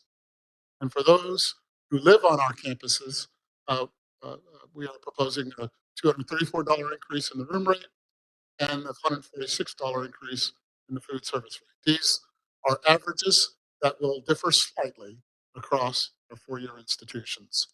You'll see that for CT State, we are proposing a $216 increase for the academic year and a $30 increase in their services fee for the academic year. Charter Oak, who is the one institution who are facing increases in enrollments, are not proposing tuition fee increases this year. So these are the proposed rates that our students would face beginning in the fall of 24. So with the increases I showed you on the last slide, this is the result. Nearly $7,000 in tuition for our state university students, $6,200 in fees, and you can see the room, the food service rates, as well as the tuition and fee rates for CT State. These are the rates that we are proposing. I know there's been some major concern on how these rates and these increases impact our students. So the next slides that I will show, we really drill in on the impacts. Overall, 43% of our university students receive financial aid. 23% of them receive state aid. 56%, more than half, receive some form of aid from the institution they attend. And finally, 16% of our students receive private scholarships. So you'll see how these vary across four-year institutions, and you'll see how the average aid amount varies for our full-time undergraduate students. So the point here is not to say that there is no impact. The point is to say, or to give you a sense of the extent to which the increases in tuition will be helped along with aid. And certainly, because there is a statutory requirement for our institutions to provide aid in the amount of 15% of our budget, as the aid goes up, as tuition goes up, so will that 15% aid. This is a slide that compares public universities here in the state with the private universities here in the state. The blue bars show cost of attendance. So it's clear that public universities remain far lower in terms of their cost of attendance relative to the private universities in the state. You look at the orange bars, they represent aid provided to our students. And you can see that Wesleyan, Trinity, and Yale provide a tremendous amount of aid, and other private universities provide aid more commensurate, a little bit more than public universities. Um, but you'll see that aid for UConn is just a little bit or quite a bit more than the universities in our system. I'll show that. I'll drill down on that one in just a second. One of the points I want to make with this slide is after charging tuition. So most people think that tuition is the price that they have to pay, but it's tuition minus aid is the price that they have to pay. And after all is said and done, we want to look at what the students have to pay for themselves through borrowing. The gray bars on this slide show the level of indebtedness, average level of indebtedness for students that graduate from these institutions. The one striking thing you will see is that the level of indebtedness across private and public universities are very similar. That's about 8. Drilling down into the public institutions here in the state, you'll see UConn is the first set of bars, Eastern, Southern, Western, and Central in that order. You'll see the blue bars show that while UConn charges more in tuition than we do, they also provide a great deal more in aid. And it's that aid that leaves, or lack of aid, frankly, for our CSU students, that leaves them with higher levels of average debt than even UConn graduate. You'll see on the left-hand side where the need-based aid as a percentage of UConn's aid. We are not there. We don't. This is the aid that comes out of our budget, and we'd love to provide more institutional aid to our students. And I've talked with various regions about how we can do that within our budget by shifting resources from other expenditures to institutional aid. But that becomes very difficult as the state uh, uh, reduces our support. So you will see in terms of the impact on our university students, CSU students remain competitive with others on this chart. And now let's talk about our college students. And first, let's talk about CT State, because Charter Oak, you'll see at the bottom, will not be impacted because they are not asking for an increase. But half of our CT State students who are taking classes for credit will not be impacted. Let me say that again. Half of our CT State community college students who are taking classes for credit will not be impacted at all by these proposed increases because there are funds that are available for those students. Let's walk through this chart just to give you a sense of who these students are. First line simply shows that there are more than 36,000 students at CT State who take classes for credit. More than half, more than 18,000 of these students receive enough grant aid to cover all of their tuition and fees, all of their tuition and fees. And you'll see the average income, household income for all of the students who take classes for credit, about $62,000 a year.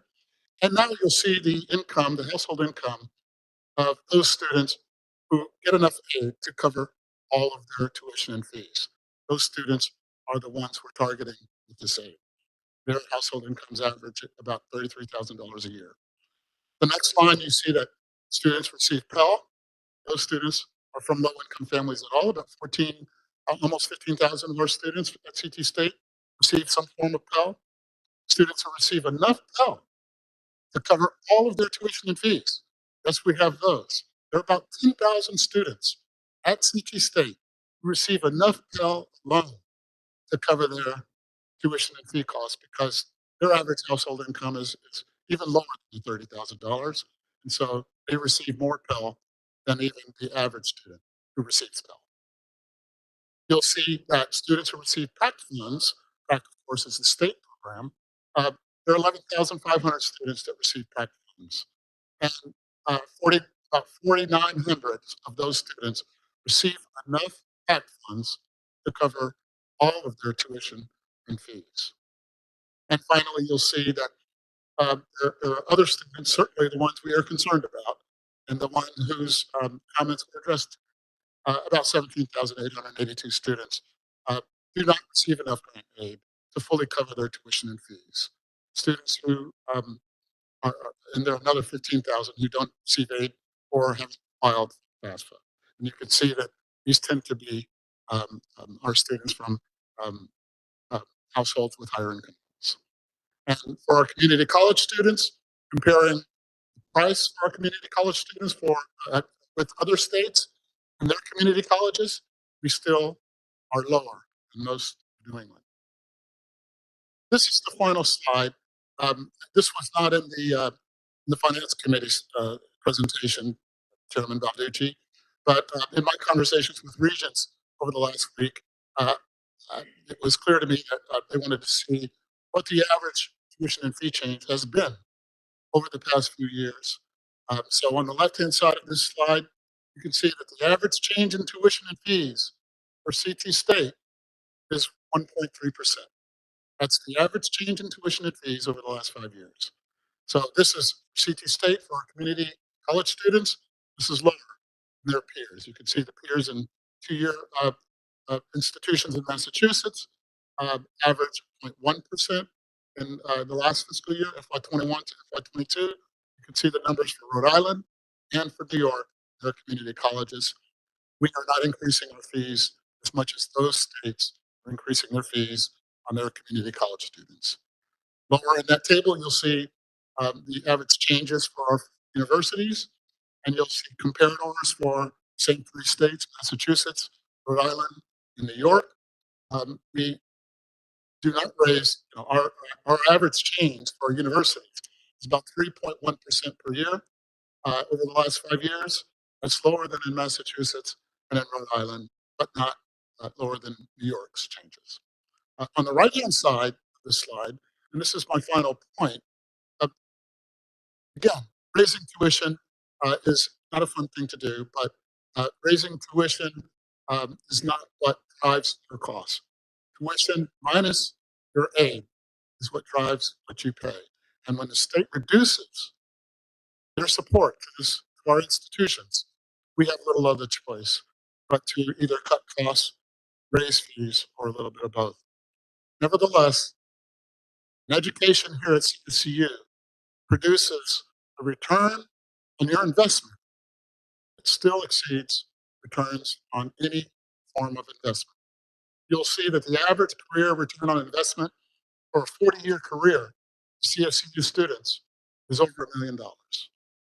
You'll see how that return on investment, where it says the 40-year NPV, NPV stands for net present value. This is a way of calculating return on investment. You'll see how the returns for our institutions compare to the returns for other institutions here in the state, other august institutions. Our students, when they graduate, their lives are enriched. The median debt we showed you on the previous slide was around $20,000. That's from a different data source.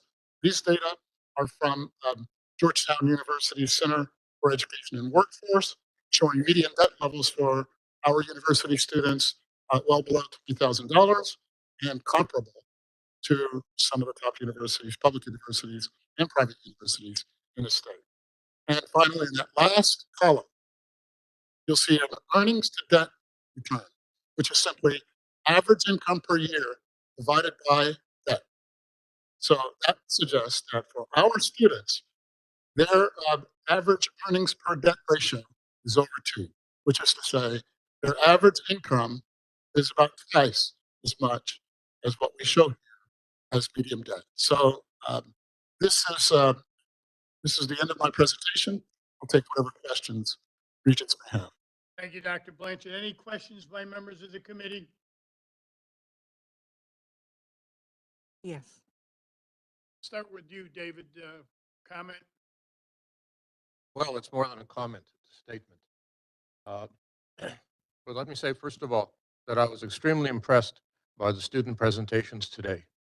In particular, the student who had actually either watched live the whole November 17th special board meeting or watched it on video. That was certainly an accomplishment.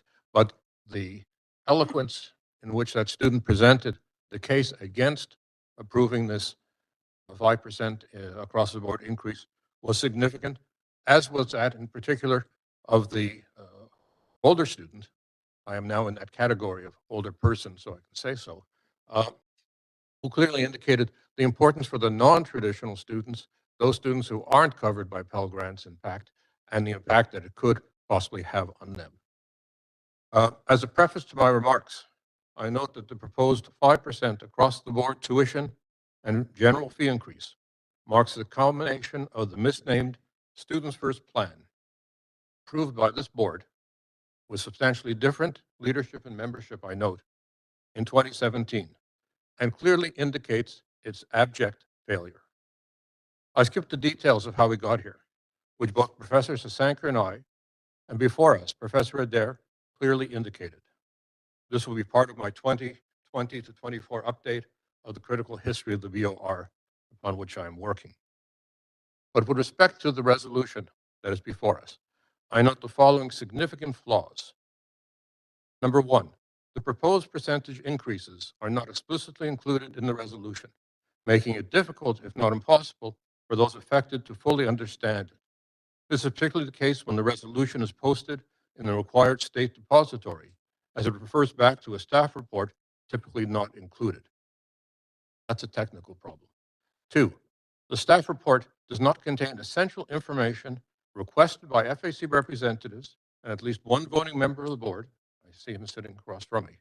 Specifically, what is the negative effect of a 5% tuition and general fee increase on recruitment and retention? Without this, we cannot judge the consequences of the proposed increase or decide on its merit.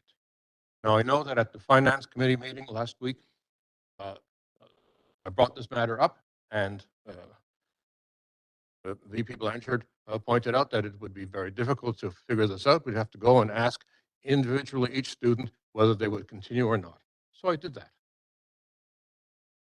Our meeting was on Wednesday. I just had my last classes on Thursday. There was one. And I asked the students, do you think that a 5% tuition and fee increase will decrease enrollment at the universities and at the colleges? My very partial report, this is not a scientific study, perhaps just the beginning of one. 16 said yes, 3 said no, 6 abstained, and others abstained from abstaining. But I think that's an indicator. 3, while the resolution in its last whereas refers to tuition and fee increase as part of the mitigation plan, the one-page summary of the mitigation plans distributed at the last board meeting does not include this item under new revenue initiatives or any other category. I have it here in front of me. 4, the report does not calculate the gross total of additional revenues that the proposed increase would generate.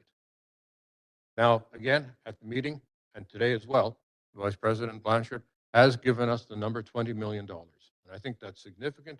I'm going to talk about a proposal that I wish to make. I think that if you make a criticism, then you should make a proposal as well to solve that problem. I'll come back to that in a moment. 5, the resolution uses vague language in permitting further increases beyond those mentioned in the staff report, such as, quote, not significantly, unquote, increasing costs, or, quote, ensuring that the overall financial burden on students remains limited, unquote, without specifying the maximum of additional increases in either percentage or absolute terms. 6, in addition, the resolution requires only that these further increases be reported to the Finance Committee for review, without explicitly requiring further board approval other than the open-ended, quote, may be revised or reconsidered by the BOR as the BOR deems appropriate. I want to talk about the reserves because it was stated that there are only 2 sources of revenue, but there are in fact 3. One is student tuition and fees. Second is the state funding. Thirdly are the reserves, which are available for crisis situations, and I think this is one. And fourthly, there is a small amount of research money which comes into the CSUs. Much less than for UConn, but certainly not entirely insignificant. I note in a preparatory way that the last figures for reserves presented to the board indicated a total of nearly $250 million. In fact, $247.8 million to be exact, most of which is not encumbered or designated for other purposes or for specific purposes. Some of that is to be used in the mitigation plans for CT State, and some as a loan to Western CSU. I also note that there are 7, not just 6 reserved funds, the 7th being indicated as CSU-SO. I take it that's Connecticut State University System Office, of which 1/3 of just under $75 million is available, a total of $25.1 million. The CT State Reserve is just over $100 million, $100.1 million to be exact, of which 99% is available. Some $22.2 million of which has been proposed for use as additional support for operating funds for FY24 and 25. That stated, I propose the following one-time use of some of the 2 of the reserve funds, namely the SO-CSU and the CT State, to avoid any increase to student tuition and general fees, accepting individual institutional increases, which are minor in comparison. Here is what I would propose, and I do propose. Be it resolved that based on the figure of an expected $20 million additional revenue from an average 5% across the board tuition general fee increase, that on a one-time basis only, and solely for FY25, an additional $10 million be made available from the CT State Reserve and $10 million from the CSU-SO Reserve to offset the proposed tuition general fee increases for college and university students, respectively. As a result, the 5% increases should be rescinded. Board members, what say you? Should students pay for the deficits accumulated due in large part to Students First and other sources, in which case we should rename the plan as Students Pay? Or should this board take full responsibility for the errors of commission and omission of the immediate past, even if they were not directly responsible for all of them, and avoid having students pay through a judicious, one-time use of part of the reserves, 2 in particular? I welcome any one of you who are voting members of this board who would move, for purposes of discussion and eventual vote, the above proposal as an amendment to the resolution before you.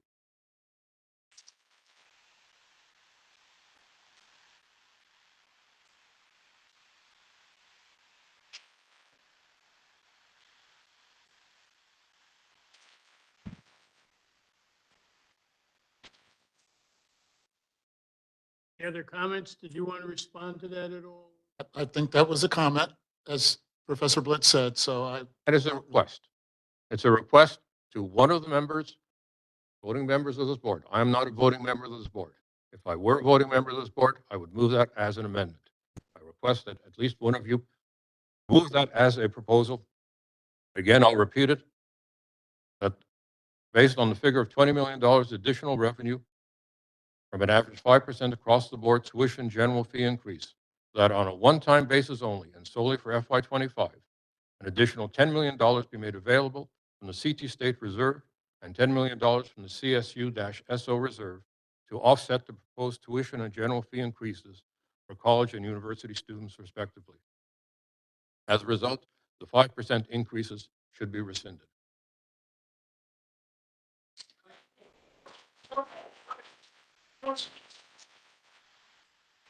Madam Chair.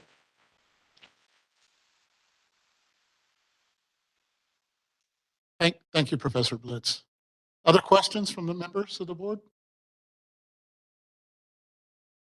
Yes. Vice Chair? This is a comment and also implied in it is a question.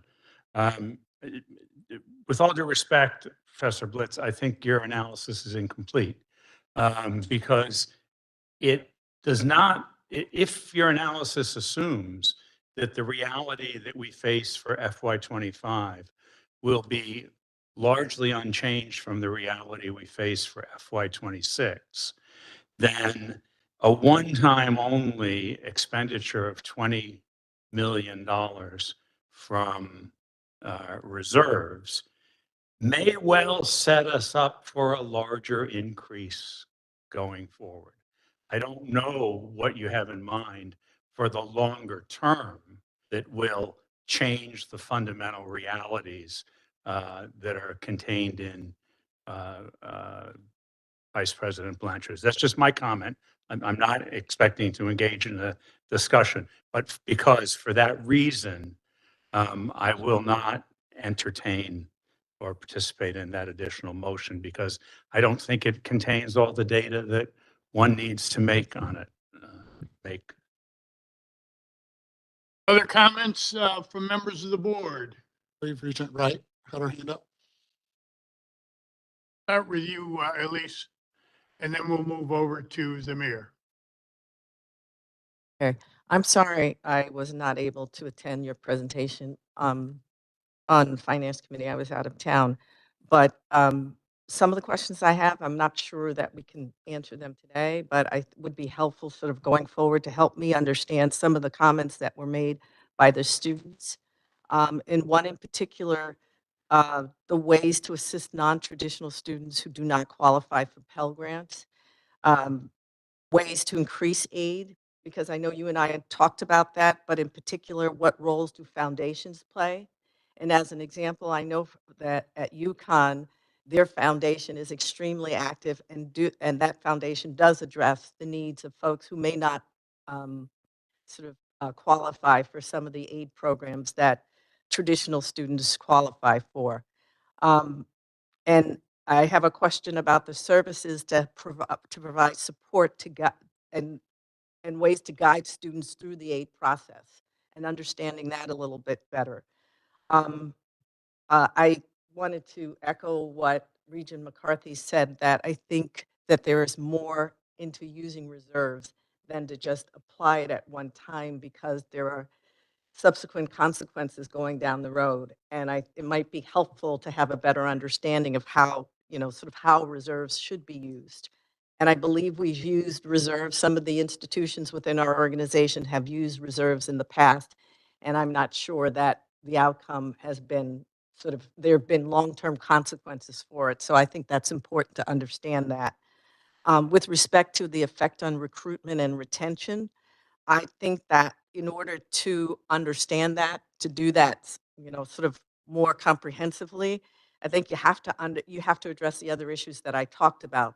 Understand the aid process, understand how to reach those students who don't um, qualify for perhaps the traditional aid programs, and figuring out ways that we can expand and address and support those who sort of fall between the cracks, because that's the sense that I got when I listened to some of the students. So, Thank you for your question, Regent Wright. I think these are very good questions. In regards to aid for non-traditional students, you're right that they do not qualify often for PACT or Pell, but there are other forms of aid, one from the institution itself that can be need-based or merit-based. And often institutions use their own funds to support students who fall through the cracks of the normal aid supports from the state and from the federal government. So institutional aid can be used to support non-traditional students, as well as the aid from their respective foundations can be used, private sources can be used to support them.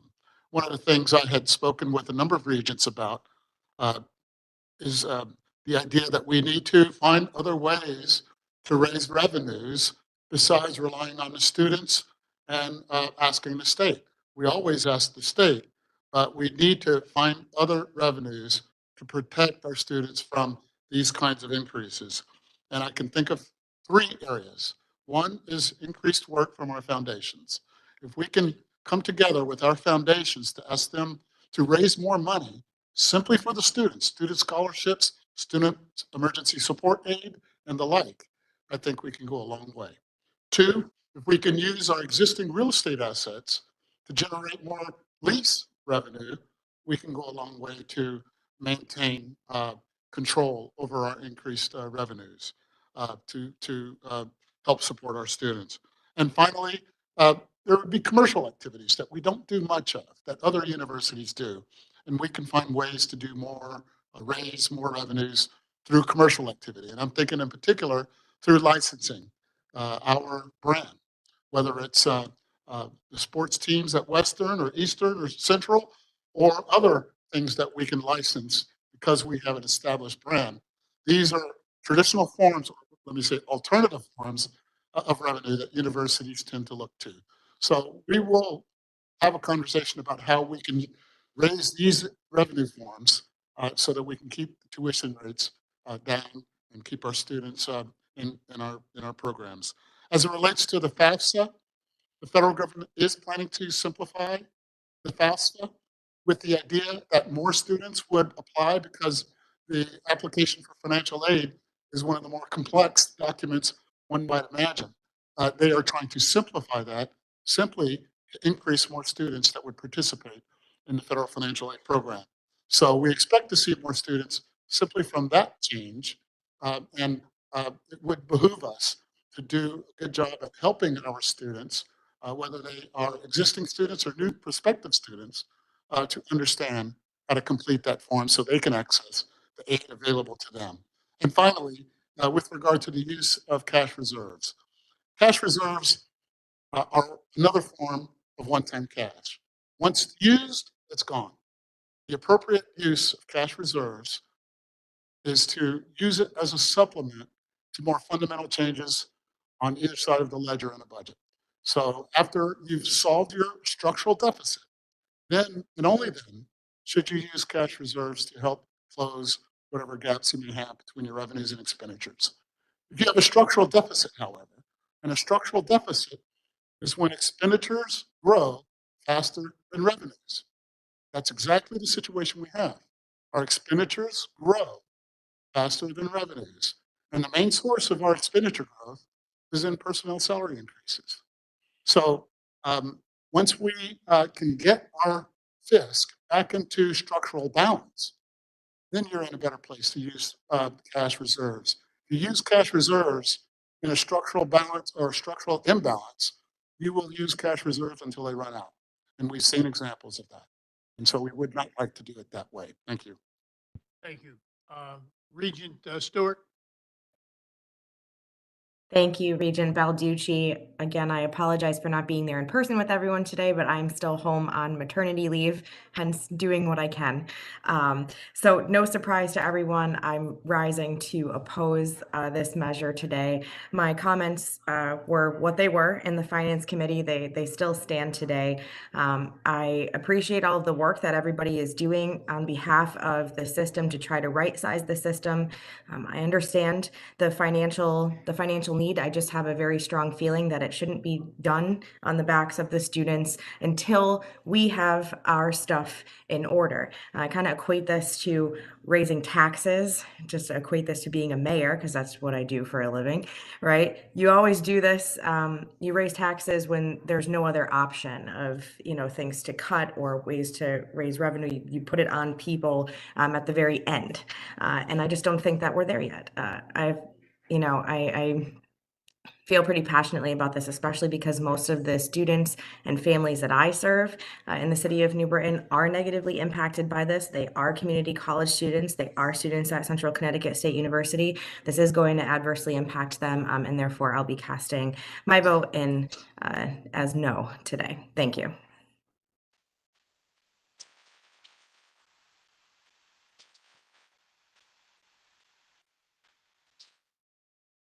Thank you, Aaron. Other comments by members of the committee? I'm sorry, Kalina? Yeah, so I do have a resolution from the FAC that I'm responsible for reading into the record and requesting that it be included. But before I do that, and I'm sure we could get to other questions and comments and come back to that, but I would like some clarity from you, Regent Balducci, as chair of the committee. There is some flexibility in the last or the second to last resolved in that resolution. And I wonder what your intentions for that are, what the parameters for invoking that might be, and if there's any, intention of using it to move us back in the other direction. It's the one that deals with the authority to make necessary adjustments. Yeah, that's right. If anything changes as we move forward over the next fiscal year, where we can do anything to not remove, but to lower costs to students. I think that would be good to give us the discretionary power to be able to do that, as opposed to it's locked in and there's no way we can change it.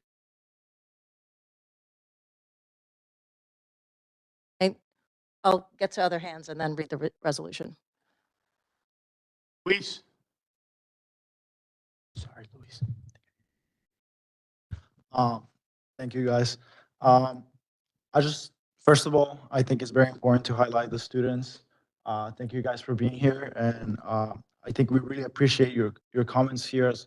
I think I speak it from the board.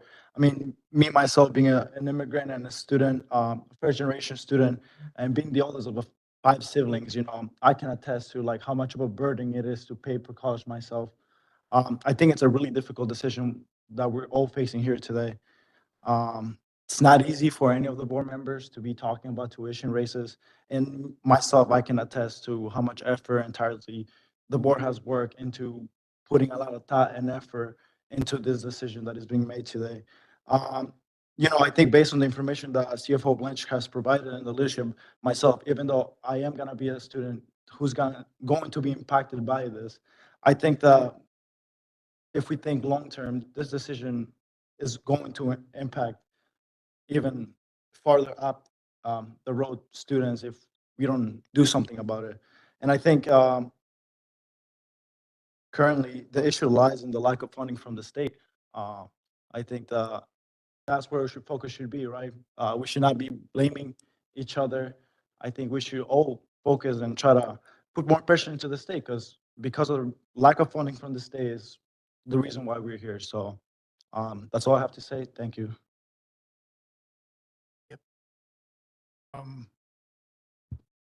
Bella. Hi, thank you. I've been incredibly torn on this coming as the student region and chair of the student advisory committee. Students don't want a tuition increase, period. The amount per student may sound not significant, but we are talking about the most disadvantaged but driven individuals in our state. These are people of color. These are people battling many significant financial and food insecurity issues, working multiple jobs just to survive, or single parents like myself that are trying desperately hard to get an education to survive in our expensive state. There are many reasons students want me to vote no. We shouldn't have to pay for poorly executed decisions made by our predecessors. We shouldn't have to pay to keep our already bare bone programs functioning. We are paying less for more. Sure, our state touts one of the lowest tuition rates in the Northeast. I was paying twice this amount at Community College of Vermont, where I transferred from. However, our state has one of the very highest costs of living in the country.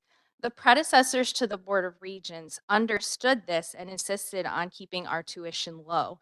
And it's why we even have the enrollment and retention rates that we do. So why would I, as a student, ever consider voting yes? If we don't pass this tuition increase and the state, who has already proven themselves unsupportive of CSCU, that is a $20 million amount in revenue gone. If students don't pay and the state doesn't pay, that is $20 million in services and programs gone. We have already cut back by $90 million, an incredible feat and a team effort, and students are feeling it. We are already at our bare bones. So if we students don't cover the bill, significant and vital program cuts and services will happen. This will result in potential students simply not choosing to invest in their education due to cost, as they are trying merely to survive in our state with this high cost of living, which will impact enrollment and retention.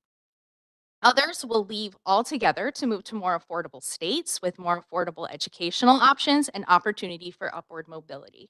With them, they'll take their skills, or, as in the case of the former, result in large numbers of untapped potential due to socioeconomic status and unaffordable education. Our hospitals will suffer, our schools will have less teachers, already struggling job markets will amplify these shortages. I myself moved back to Connecticut for the educational opportunities, and as a single mom, the affordability of community college is why I'm here. So I'll be voting yes today for the betterment of CSCU and the state of Connecticut long term. We are at a pivotal moment in our history, and we are desperate as students to keep our institutions alive and functioning that will pay for it. If we pick up the bill this time, we need something in return, maybe extended PAC eligibility, additional funding.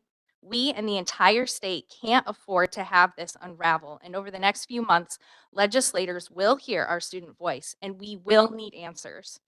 On one final note, I urge the board in the future to protect our low tuition at all costs. It is CSCU's biggest strength. Thank you, everyone.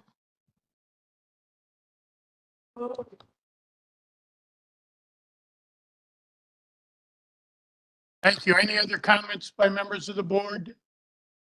Richard? Rick? Thank you. I voted against the last proposal for a tuition increase.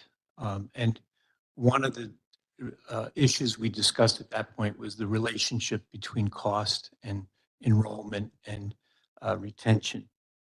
I think the presentation we heard today and the discussions we've had recently give me hope and faith that the system will keep a very close eye on the relationship between cost and enrollment in the coming months and years.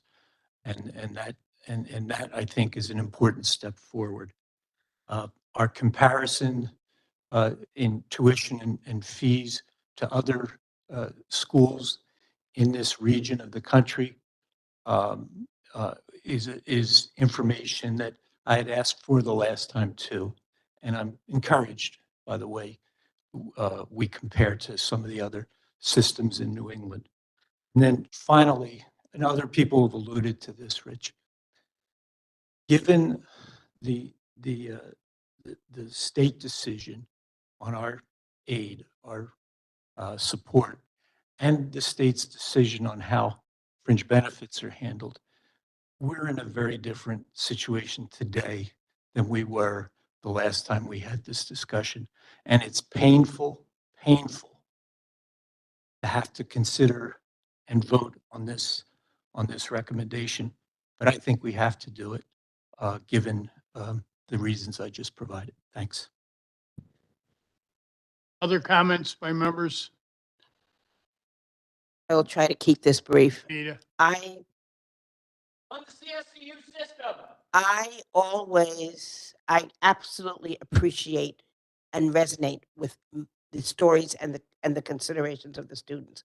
I also very much appreciate Professor Blitzer's, innovative way of thinking of a different solution. That said, I also do not believe that eating into reserves for a structural problem is the way to go.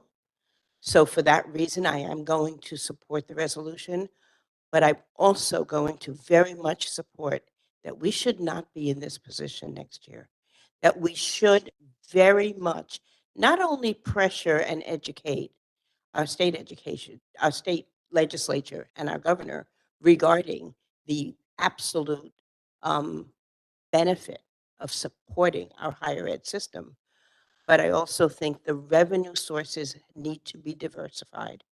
And we should be putting much more emphasis on scholarships and tuition aid, and particularly this year for students who will be negatively impacted by the increase, we should be really upping our efforts to make sure that they are getting the financial aid they need so that it isn't an additional burden on the individuals. Thank you, Anita. Elena? To read the FAC resolution on this into the record and ask that it be included. But by way of some introduction, I just want to say, I know there's a lot of turnover of the people who've been around this table over the past few years. But this moment has been inevitable for about 6 years. Folks have been saying it for about 6 years. And this board has overseen a process that created a vehicle for disinvestment in these students. So, I think it's important when we talk about things like structural injustice, et cetera. This is a very boring thing that happens drip by drip at polite boardrooms. I have happened to have a front row seat to this process. And this is just one more step towards its culmination. Over the past 6 years, we have tripped over ourselves to remain on schedule for a student's first plan that was horribly ill-conceived. This board secured absolutely no investment for the creation of CT State College, and then promised savings from its creation, which is bizarre when you consider that the provost at the time, the interim president of the college at the time, and the chair of the ASA committee at the time, actually, I'm going to quote an article they wrote about this college they were building. "This is our promise to Black and Latinx students. Connecticut State Community College is being built for you, with no investment and savings promised, in a system that was already underfunded for years. Unconscionable." We, at this board, accepted reports that had incredible claims that were fraudulently cited and often quite sloppy, contained embarrassing content. I'll show you a few of them. And asserted through adoption of resolutions attached to board reports that some of these permanent employees that were hired with one-time funds would pay for themselves starting in fiscal year 25. Guess when the tap runs out? So to a large extent, we are trying to wriggle out of a trap that created for ourselves and conceded to every step of the way. This is what was asked for. It's being done, right? So we are just being asked to deliver what was promised. And I'm not saying that because, again, composition of this room has changed. But that's the reason that the fight is so very difficult at this point, because promises have been made, right? And there's only, because of the structural creations of limitations, there's only so much to go around. So I would say there are lots of, I admire all the folks who are trying to be responsible and step up, right, including the students. But the problem has been that at this board level, not a lot, we have conceded, right? The board has conceded to this direction, and it's time to take a different position. And I think, once again, asking the students to step up right now is we're just doing it again. I mean, look, pass the resolution later in the legislative session. Ask the legislature to inflict it on the students and not you, right? But you have to take a different position. So sorry, I'm sorry, I tend to go on and on. I'm going to read that resolution now. Here it is. Whereas in 2017, the Board of Regents implemented a plan known as Students First to both decrease costs and improve services to students. Whereas in 2023, after consolidating the 12 community colleges into one institution and failing for years to supervise that all institutional budgets were balanced, the board now reports a deficit of over 125 million for the community college and nearly 30 million for one of the universities, Western. Whereas the community college has cut 777 course sections, thereby reducing educational opportunities rather than increasing them and necessitating decreased enrollment. Whereas further problems for community college students have resulted from the lack of teach out from previous college programs to the new aligned ones, and from policies inadequate to the task of the transition, have only exacerbated difficulties. Whereas essential services to the community college students have been reduced by the elimination of hundreds of educational assistants and other contingent workers who constitute the majority of the well-trained student-facing supplemental workforce at the community colleges, including tutors, library staff, educational tech support, and others, with the inevitable result of reduced student retention and loss of institutional memory. Whereas the system office and the board failed to secure sufficient state assistance for fiscal year 25 by proposing an inflated CSCU 2030 plan, which was countered by an inadequate offer by the Office of Policy and Management, as incorporated in the governor's budget and approved with improvement only for fiscal year 24 by the legislature. Whereas the board approved a 3% fee and tuition increase for community college students and a 5% tuition and fee increase for university students for fiscal year '24, and is now proposing a further 5% increase for fiscal year '25, despite the likelihood that this will further reduce enrollment and retention rates, which the Office of Policy and Management uses as an inappropriate gauge of our funding requirements. Whereas the increase applies to both community college and university students in an attempt to remediate in part the system-wide debt incurred by a failed policy of students first and the concomitant failure to supervise all member institutions in CSCU for balanced budgets.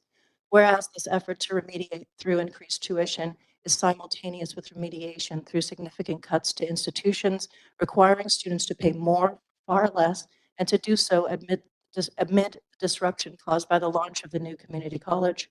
Whereas no member of the administration, Board of Regents, or government agency has been held to account for the failure, while through tuition increases and hollowed out institutions, students are being asked to bear its consequences.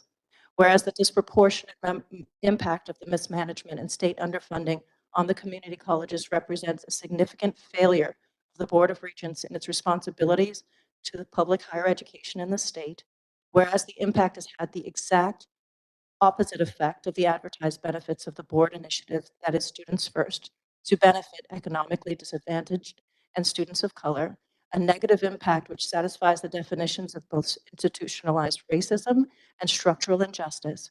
Be it resolved that the FAC considers that Students First has failed to achieve its twin advertised goals of reducing costs to the state while improving educational opportunities and services to the students, and has contributed to a financially perilous situation for the CSC system as a whole, that the FAC rejects the average tuition increase of 5% approved by the BOR Finance and Infrastructure Committee on December 6, 2023, as detrimental to the goals of recruiting and retaining students at a reasonable cost to them, and that the FSC communicates this resolution to the Finance and Infrastructure Committee of the Board of Regents, CSU leadership, next meeting of the board, to faculty, and to students in the CSU system.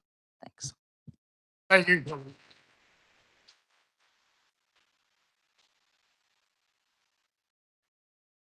Thank you, Kalina. That will be part of the report from this committee.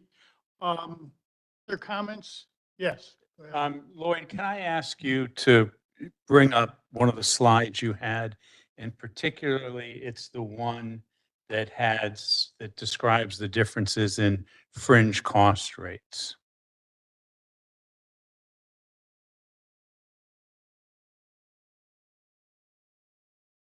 Yeah, it's that one, but the one before it has the actual numbers. Is that right? This is the state appropriations. So the blurry there, but so we have what was the cost of the state's change in the allocation of indirect costs for this year or next year? When did that massive change in indirect cost kick in, and how much does it represent per year now? So I'm showing the answer on this slide. Right. The impacts for FY24, which is when it first kicked in, $75 million. $75 million. $75 million in the current year. And in How the did that- coming year, And in the coming year, FY25, that impact will be $82 million. $82 million. Yes. The difference between what we paid this year in FY24, which was $129 million, and what we paid last year was $54 million, is that impact. So we went from 75. 54 million last year, and we are expecting how much in 2025? In 2025, $136 million. 136 million. So that's the $80 million difference. Correct. What I'm thinking about how this might lead into activity for some of us in the coming year, and that has the advantage of being a very simple request. It's a one-liner. Get us back to where we were with fringe benefits rates. On what basis does the state feel justified in increasing in fringe benefits rates over such a short period of time? And have they, in effect, if not by design, have they singled out the colleges and the universities? Are we paying a disproportionately higher amount in this new approach to fringe benefits, which I thought was supposed to be overall budget neutral? Is this something we can focus on? It's pretty simple-minded to me, that in 1 year or 2 years, there's been an $80 million difference in something over which we have no control. No control. And it's 80-some million dollars, which is a big chunk of the 140 million that we're trying to make up. Am I oversimplifying it? No, you're not oversimplifying at all. There's an issue. If I may, And I'm voting yes on this in spite of that, because there's no way to fix that in the time frame we have now. It's not that we haven't asked about why fringe benefits went up this much. It's not that we haven't asked if there's anything that can be done to change that calculation. Those questions have been asked, and the answers have not had any impact on it. But there's a one-ticket item. If somebody wants a one-ticket thing to change, there it is. It's one item on the budget, and it's 80-some million dollars, and we have no control over it. these are costs, thank you, Mr. Vice Chair. These are costs that few other state agencies bear. We bear fringe costs according to OPM because we have an extra revenue source called tuition. And so we really should not be bearing fringe costs at all as a state-supported agency. Thank you. Makes it even simpler. And just to back up and respond to that again, the governor and the legislature, I believe in their wisdom, want to make this happen in a positive sense. The governor is actually pro higher ed, on contrary to what somebody left actually is. And the legislature, I have the floor, and the legislature, in their wisdom, speaking to the Senate chair and to the Speaker of the House, want to do what's best. They will probably, are hopefully going to take a look at how we got into this situation with the fringe benefit package, because I think it was originally scheduled out for University of Connecticut. We got caught in the middle of it, and it didn't work out for us. We end up taking a big $80 million hit, which we would not have to be putting up with today. So hopefully they're going to take a look and see if they can fix that issue so that it doesn't continue on as we move forward. Alina, yes. CFO Blanchard, I know that there's like a discrepancy between how maybe the system and the Office of Policy and Management calculate what would be budget neutrality. Could you share how OPM conceives of that, how they calculate that? Yes, I can. Thank you, Professor Sasanker. On the slide you see, I showed just before, let me explain. Previously, public higher ed in Connecticut shared in all fringe costs with the state. So we paid some of the non-retirement fringe, we paid some of the retirement fringe, and the state paid some of the non-retirement and the retirement fringe. This change basically said the state will take on the retirement costs, those are the gray bars, and higher ed, you will take on the non-retirement costs, fringe costs. Those are the orange bars. You could see across time, across the last 10 years, we've never paid more than $99 million in fringe costs, and that was in FY18. Now, the state expects us to pay 129. Let me show you the difference between what OPM believes is budget neutrality and what we believe is budget neutrality. If you look at, this is the OPM position. OPM position is, if you look at FY24 budget, the non-retirement costs are $171 million. They're asking us to pay for $129 million of that, and the difference is $42 million. That difference they gave us in the form of increased block grant and called that budget neutrality. So OPM believes budget neutrality is closing the gap between the top of that orange line and the top, and closing the gap between the orange line and the green line in FY24. What we argue is budget neutrality is closing the gap between what we paid last year and what we're imposed to pay this year. So that is, last year we paid 54 million. This year we're paying 129 million. That difference is $75 million.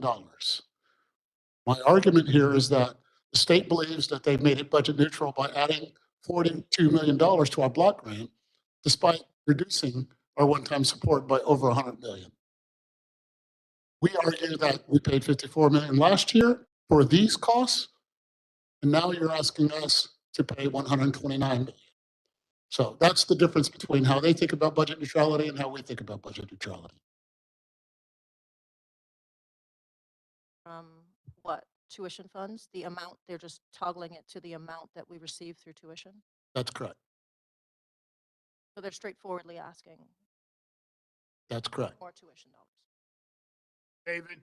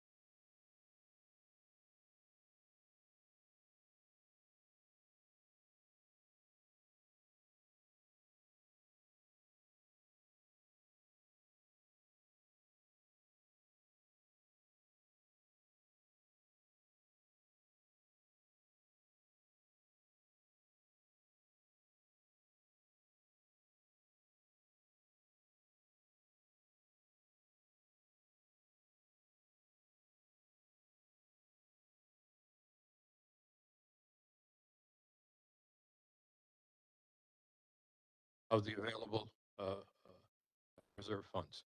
But let me find you some more money. Because this is a question I brought up last time. The plan indicates deficits for Central and for Eastern for FY25. Yet, in the actual deficit mitigation plan, which we had before us on November 15th, different figures were provided.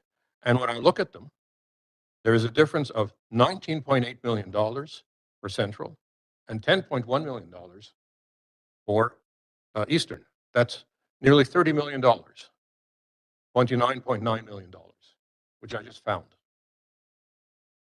You're asking for the students to contribute $20 million, an extra 9.9 right there. If you're not willing to, if no one in this board is willing to propose the amendment that I made, which I fully understand and to some extent expected, I would ask you to follow the lead that Mayor Stewart has provided us and vote no.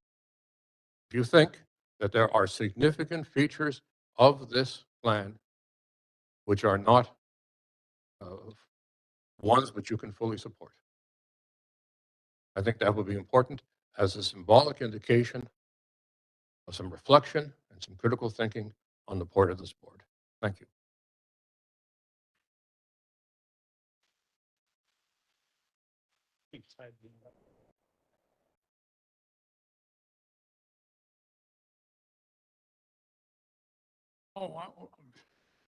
Regent Santiago, please.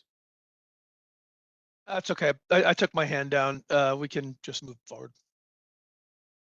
Yes. David, I'm still voting yes on this budget because I appreciate the specific suggestion about finding some funds to mitigate the tuition increase. But I think that the precedent involved in that suggestion is not a good one. And I'll look at the two presidents who are at this table here. The reason that the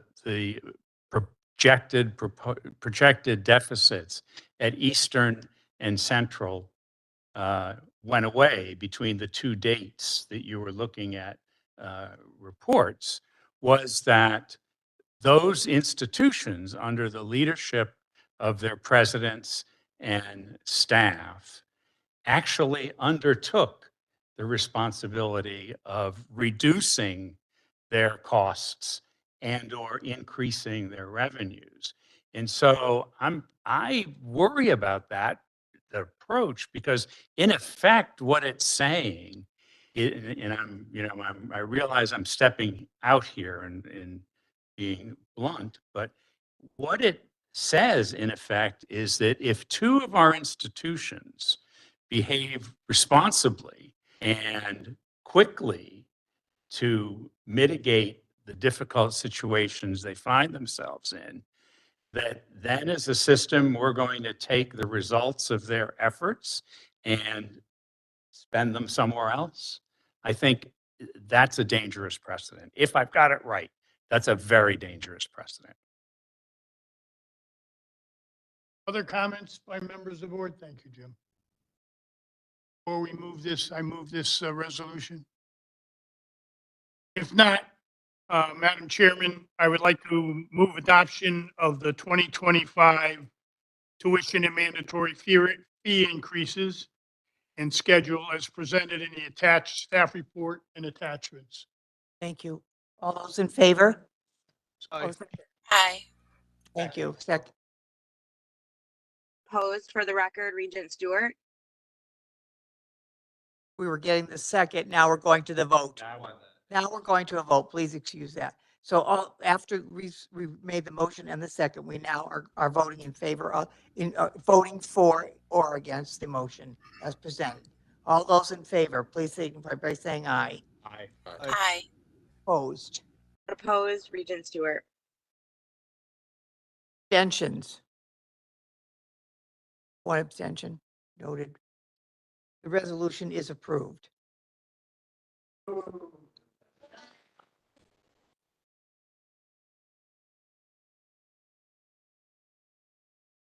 now moving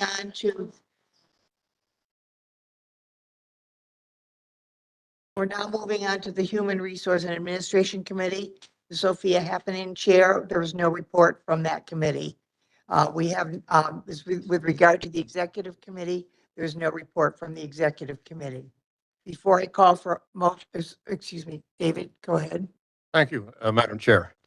Before we adjourn, I would like to say a few parting words of my own. This is my last meeting as an ex officio non-voting member of the board. I did not seek re-election to the FAC as I consider that 2 terms suffice.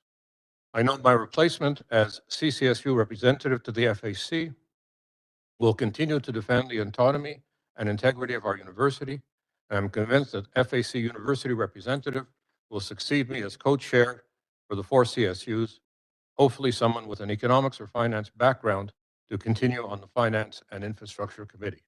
By the way, I understand the faculty and students who are leaving right now, and I sympathize with them. I did my best as a philosopher who had chaired or co-chaired his University Planning and Budget Committee for the better part of a decade. In the past 4 years, I have not missed a board or finance meeting, though I was never counted for a quorum at either. I do wish to thank Board Chair Ryan and Finance Infrastructure Chair Balducci for always recognizing me when I put up my actual or virtual hand, even though they knew that my comments would likely be critical. And indeed, with the exception of the resolutions on the COVID vaccine mandate and the name change from president to chancellor, where I concurred, my interventions were critical, and I think with justification.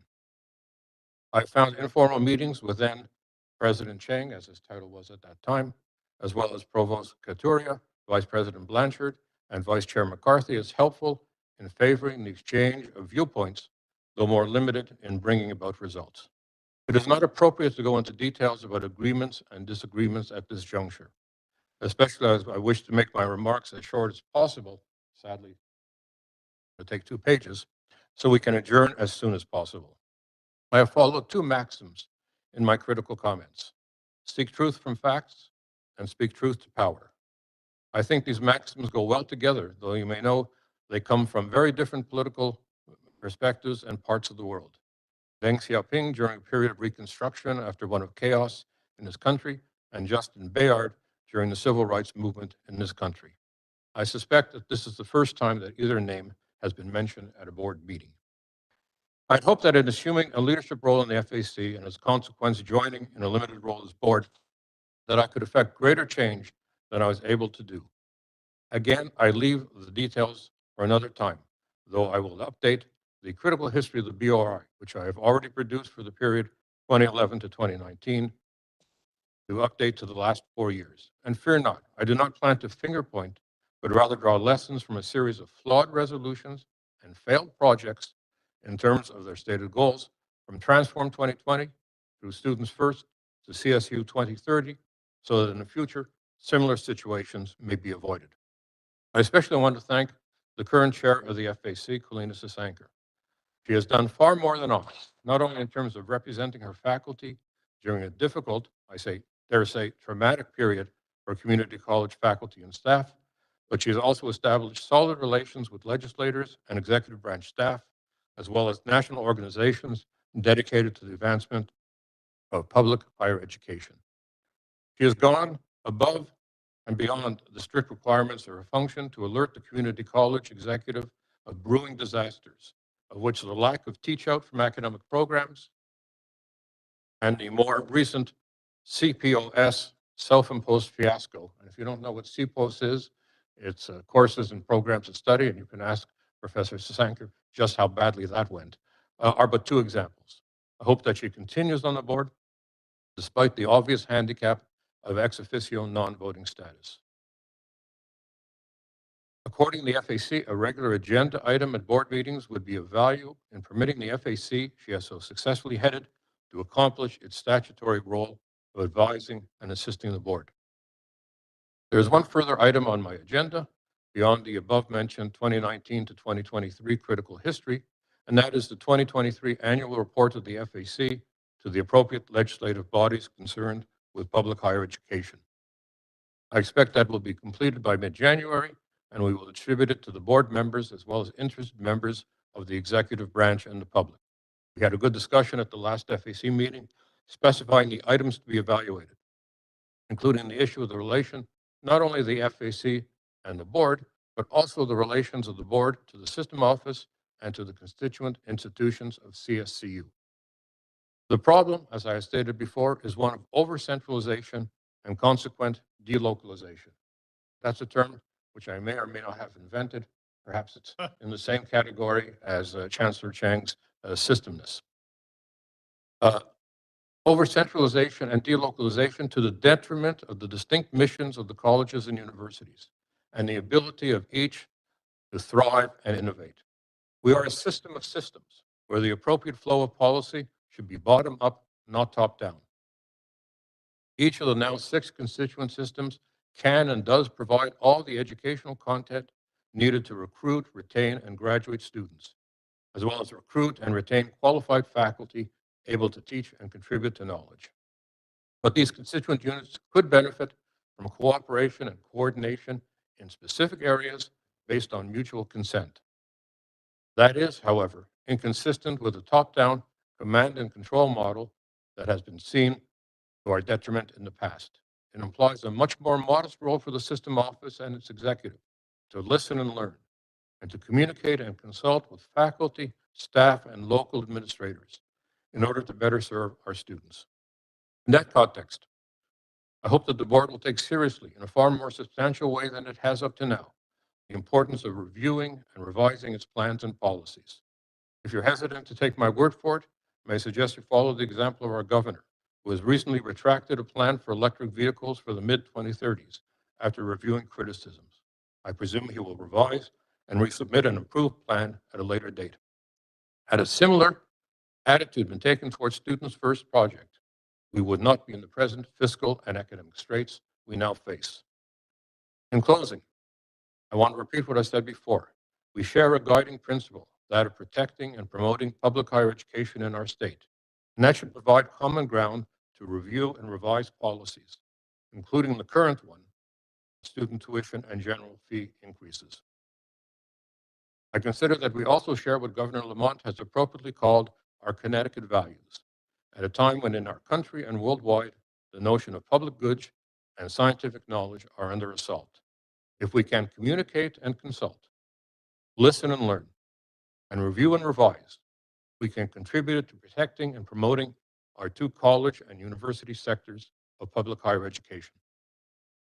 With that, I conclude my remarks, along with my participation at this board, and request that Chair Ryan proceed with any last-minute items before adjournment. Thank you.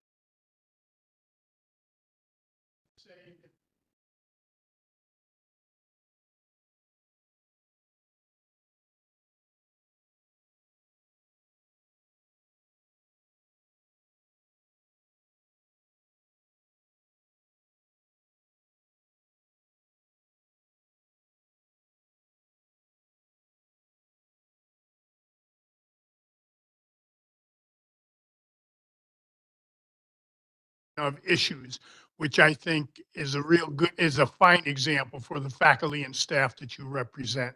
And so you will be missed, particularly by me, who I had to put up with you over all these years as a committee member. And maybe we still can have breakfast on occasion as we move forward. But my best to you as you move into the future and continue on, Dr. Blitz over at Central.